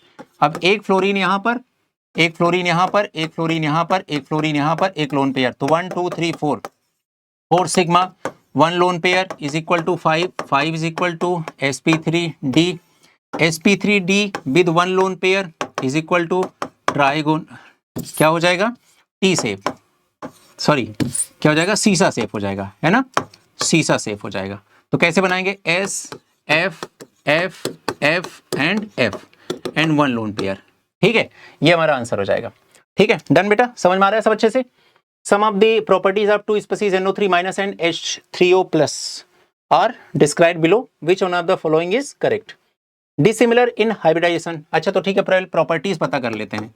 तो ये हो गया हमारा NO3-1, ठीक है, और एक हमारा H3O+ कैसे बनेगा, हाइड्रोजन हाइड्रोजन, एक लोन पेयर और एक H+। तो हाइब्रिडाइजेशन इसका पहले बताओ, कितने सिग्मा कितने पाई अपने पास है, देखो 1 sigma 2 sigma 3 sigma, 3 sigma plus 0 lone pair, hybridisation sp2 हो गया, ठीक है, बॉन्ड एंगल 120 डिग्री हो गई, शेप का नाम हो गया ट्राइगोनल प्लेनर। चलिए इधर बताइए, 1 sigma 2 sigma 3 sigma 1 lone pair, तो 3 sigma plus 1 lone pair, 3 + 1 4, 4 is equal to sp3, sp3 with 1 lone pair कितना होगा बेटा, पिरामिडल, ठीक है, तो ये बन गया pyramidal, bond angle approx 107 degree, ठीक है। अब पूछिए क्या पूछ रहा है, डिसिमिलर इन हाइब्रिडाइजेशन, हाइब्रिडेशन एक का sp2 है एक का sp3 है, डिसिमिलर है, बिल्कुल सही, for the central atom with different structure, और करेक्ट ही पूछ रहा है, तो ये तो बिल्कुल करेक्ट है। आइसो स्ट्रक्चरल नहीं बेटा, एक ट्राइगोनल प्लेनर एक पिरामिडल है, तो आइसो स्ट्रक्चरल तो नहीं है, आइसो स्ट्रक्चरल नहीं है, similar in hybridisation for the central atom with different structure. तो बताओ, इसलिए मैं कहता हूं ना कि यहां भी क्या लिखा है, डिसिमिलर, अच्छा यहां लिखा है सिमिलर इन हाइब्रिडाइजेशन, तो मुझे देखो हाइब्रिडेशन क्या है इनका, डिफरेंट है, तो डिसिमिलर है, यानी कि ये आंसर करेक्ट है, ए वाला, डी वाला नहीं करेक्ट है, बस। In which of the following molecule BF3 NO2- NH2- and water the central atom sp2 hybridised.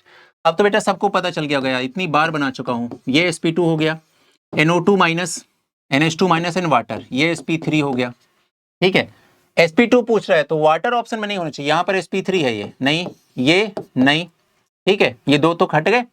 NH2- अभी फिर से बना के दिखा दे रहा हूं, NH2 नाइट्रोजन के पास 5 वैलेंस इलेक्ट्रॉन होते हैं, तो एक हाइड्रोजन एक लोन पेयर और एक नेगेटिव चार्ज, तो 2 sigma plus 2 lone pair is equal to 4 is equal to sp3 ठीक है, sp3 with 2 lone pair, V shape या एंगुलर शेप, वी शेप या एंगुलर शेप, ये बन जाएगा बेटा।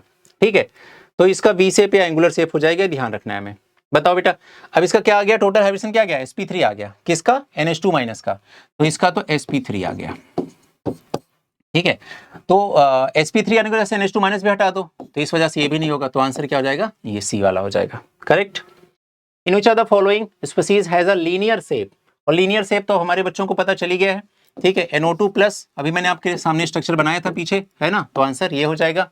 ओजोन का भी बनाया था, एंगुलर शेप होगा, बेंट शेप होगा, ओजोन का ध्यान रहे बेटा, एंगुलर शेप या बेंट शेप होगा, रेजोनेंस पाया जाएगा, दोनों बॉन्डिंग इक्वल होंगी, ये ध्यान रखना है ओजोन के बारे में। ठीक है, next is which of the following is to are isostructural. अब हमारे हर बच्चे को आइसो स्ट्रक्चरल का मतलब पता है, मैं पहला ही सॉल्व करने की कोशिश करता हूं। वैसे देखूं, ऑप्शन पहले नेग्लेक्ट करने की कोशिश करता हूं, कौन कौन सा नहीं होगा। अमोनिया पिरामिडल है और ये ट्राइगोनल प्लेनर है, तो ये तो आंसर नहीं होगा। PCl5 में हाइब्रिडाइजेशन आ जाएगा sp3d, शेप आ जाएगा ट्राइगोनल बाई पिरामिडल, और ICl5 जो होंगे बेटा, इसमें आयोडीन के पास 7 इलेक्ट्रॉन है, बैलेंस इलेक्ट्रॉन 5, तो 5 क्लोरीन के साथ इंगेज हो गए, तो 5 सिग्मा बना ले रहे हैं, और एक लोन पेयर बच रहा है, 5 + 1 कितना हो गया, 6 हो गया। 6 का मतलब क्या हो गया, sp3d2, और sp3d2 के साथ क्या आ गया, 1 लोन पेयर, तो क्या कहलाएगा, इसका शेप क्या बनेगा, इसका शेप बन जाएगा स्क्वायर पिरामिडल। ठीक है, तो ये स्क्वायर पिरामिडल और ये ट्रायंगुलर बाई पिरामिडल, तो ये भी आंसर नहीं होगा। ठीक है, अब SO3-2, SO3-2 कैसे बनता है, एक नेगेटिव एक नेगेटिव, ये काम हो गया बच्चा। एक ऑक्सीजन मतलब ऐसे, ऑक्सीजन बैलेंस इलेक्ट्रॉन 6, तो 1 2 3 4 5 6, ये बन गया। ठीक है, तो बताओ 1 2 3 sigma plus 1 lone pair, 3 sigma 1 lone pair मतलब 4, 4 मतलब sp3, और sp3 विद 1 लोन पेयर क्या कहलाएगा, पिरामिडल कहलाएगा। ठीक है, पिरामिडल। और बेटा ये क्या होता है, ये तो ट्राइगोनल प्लेनर होता है, तो ये भी आंसर नहीं होगा, तो आंसर हमारा फर्स्ट हो जाएगा। लेकिन फर्स्ट हम चेक कर लेते हैं, ये है XC, एक फ्लोरीन इधर एक फ्लोरीन इधर, एक लोन पेयर एक लोन पेयर एक लोन पेयर।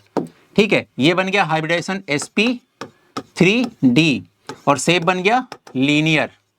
ठीक है, अब आते हैं IF2 माइनस, आयोडीन सेंटर में रख लेते हैं, एक फ्लोरीन इधर एक फ्लोरीन इधर, IF2 बन गया, और बैलेंस इलेक्ट्रॉन 7 होता है, तो 1 2 3 4 5 6 7, और एक नेगेटिव चार्ज है तो यहां रख लिया।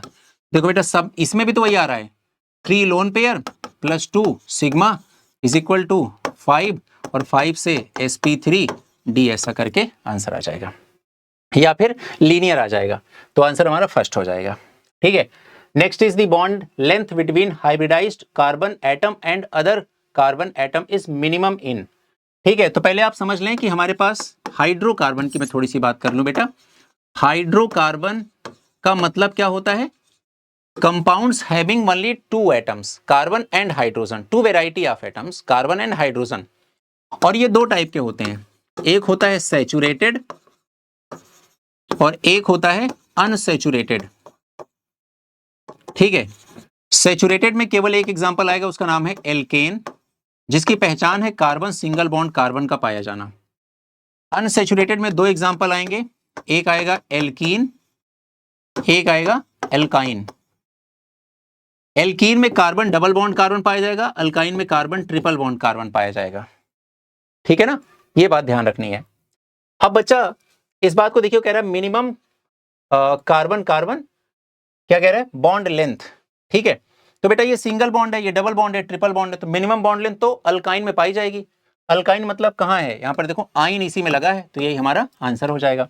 ये इन है, ये डबल बॉन्ड है, ये एन है, ये सिंगल बॉन्ड है, ये एन है, ये सिंगल बॉन्ड है, तो ये दोनों तो एल्केन है, जहां कार्बन सिंगल बॉन्ड कार्बन, ये कार्बन ट्रिपल बॉन्ड कार्बन, ये कार्बन डबल बॉन्ड कार्बन, तो ये हो गया आंसर आपका।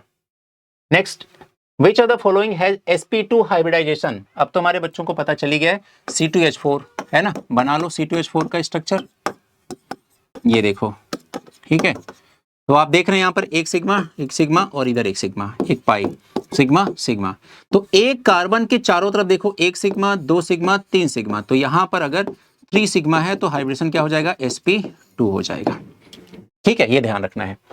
इसी तरह से इस वाले कार्बन का भी sp2 हो जाएगा, बस When the hybridization state of carbon atom changes from sp3 to sp2 and finally to sp, the angle between the hybridization, बेटा सबको पता है यार, पहले sp3 तो बॉन्ड एंगल 109 डिग्री थी, sp2 हो गया तो बॉन्ड एंगल 120 हो गई, फिर sp हो गया तो बॉन्ड एंगल 180 हो गई, तो बॉन्ड एंगल तो लगातार इंक्रीज करती जा रही है, इसमें क्या बताना है, तो क्या लिखा है, इंक्रीज प्रोग्रेसिवली, बस आंसर हो गया। Which of the following has the shortest carbon carbon bond length? ठीक है, तो कार्बन कार्बन बॉन्ड लेंथ कहां पर सबसे छोटी है, अभी आपको बताया था किसमें होगा, अल्काइन में। ठीक है, तो ये आंसर हो जाएगा। ओवरऑल ऑर्डर लिख दूं मैं, सबसे पहले बॉन्ड लेंथ का ऑर्डर लिख दे रहा हूं, सबसे पहले एल्केन, देन उसके बाद बेंजीन, देन उसके बाद एल्कीन, उसके बाद अल्काइन। ये बॉन्ड लेंथ का ऑर्डर है, बॉन्ड लेंथ का ऑर्डर है। ठीक है, एल्केन क्यों, क्योंकि इसमें carbon carbon single bond, benzene क्यों, क्योंकि इसमें carbon carbon partial double bond due to resonance, अभी पीछे सिखाया था बेटा, यहां पर कार्बन कार्बन डबल बॉन्ड, यहां कार्बन कार्बन ट्रिपल बॉन्ड। ठीक है, ये ध्यान रखना है, यही आपका आंसर हो जाएगा।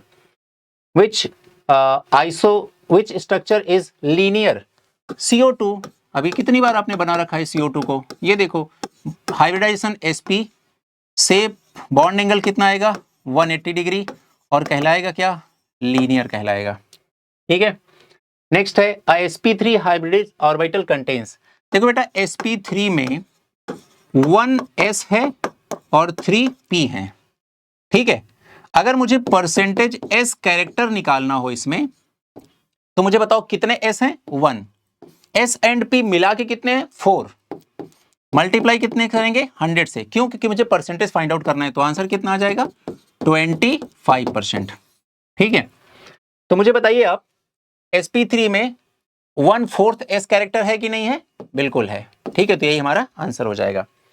परसेंटेज s कैरेक्टर क्यों निकालते हैं बेटा हम लोग, क्योंकि परसेंटेज s कैरेक्टर अगर हमें पता चल गया तो this is the directly proportional electronegativity, this is the directly proportional to acidic strength, acidic strength. ठीक है, ये ध्यान रखना है, इस वजह से इसको निकालते हैं।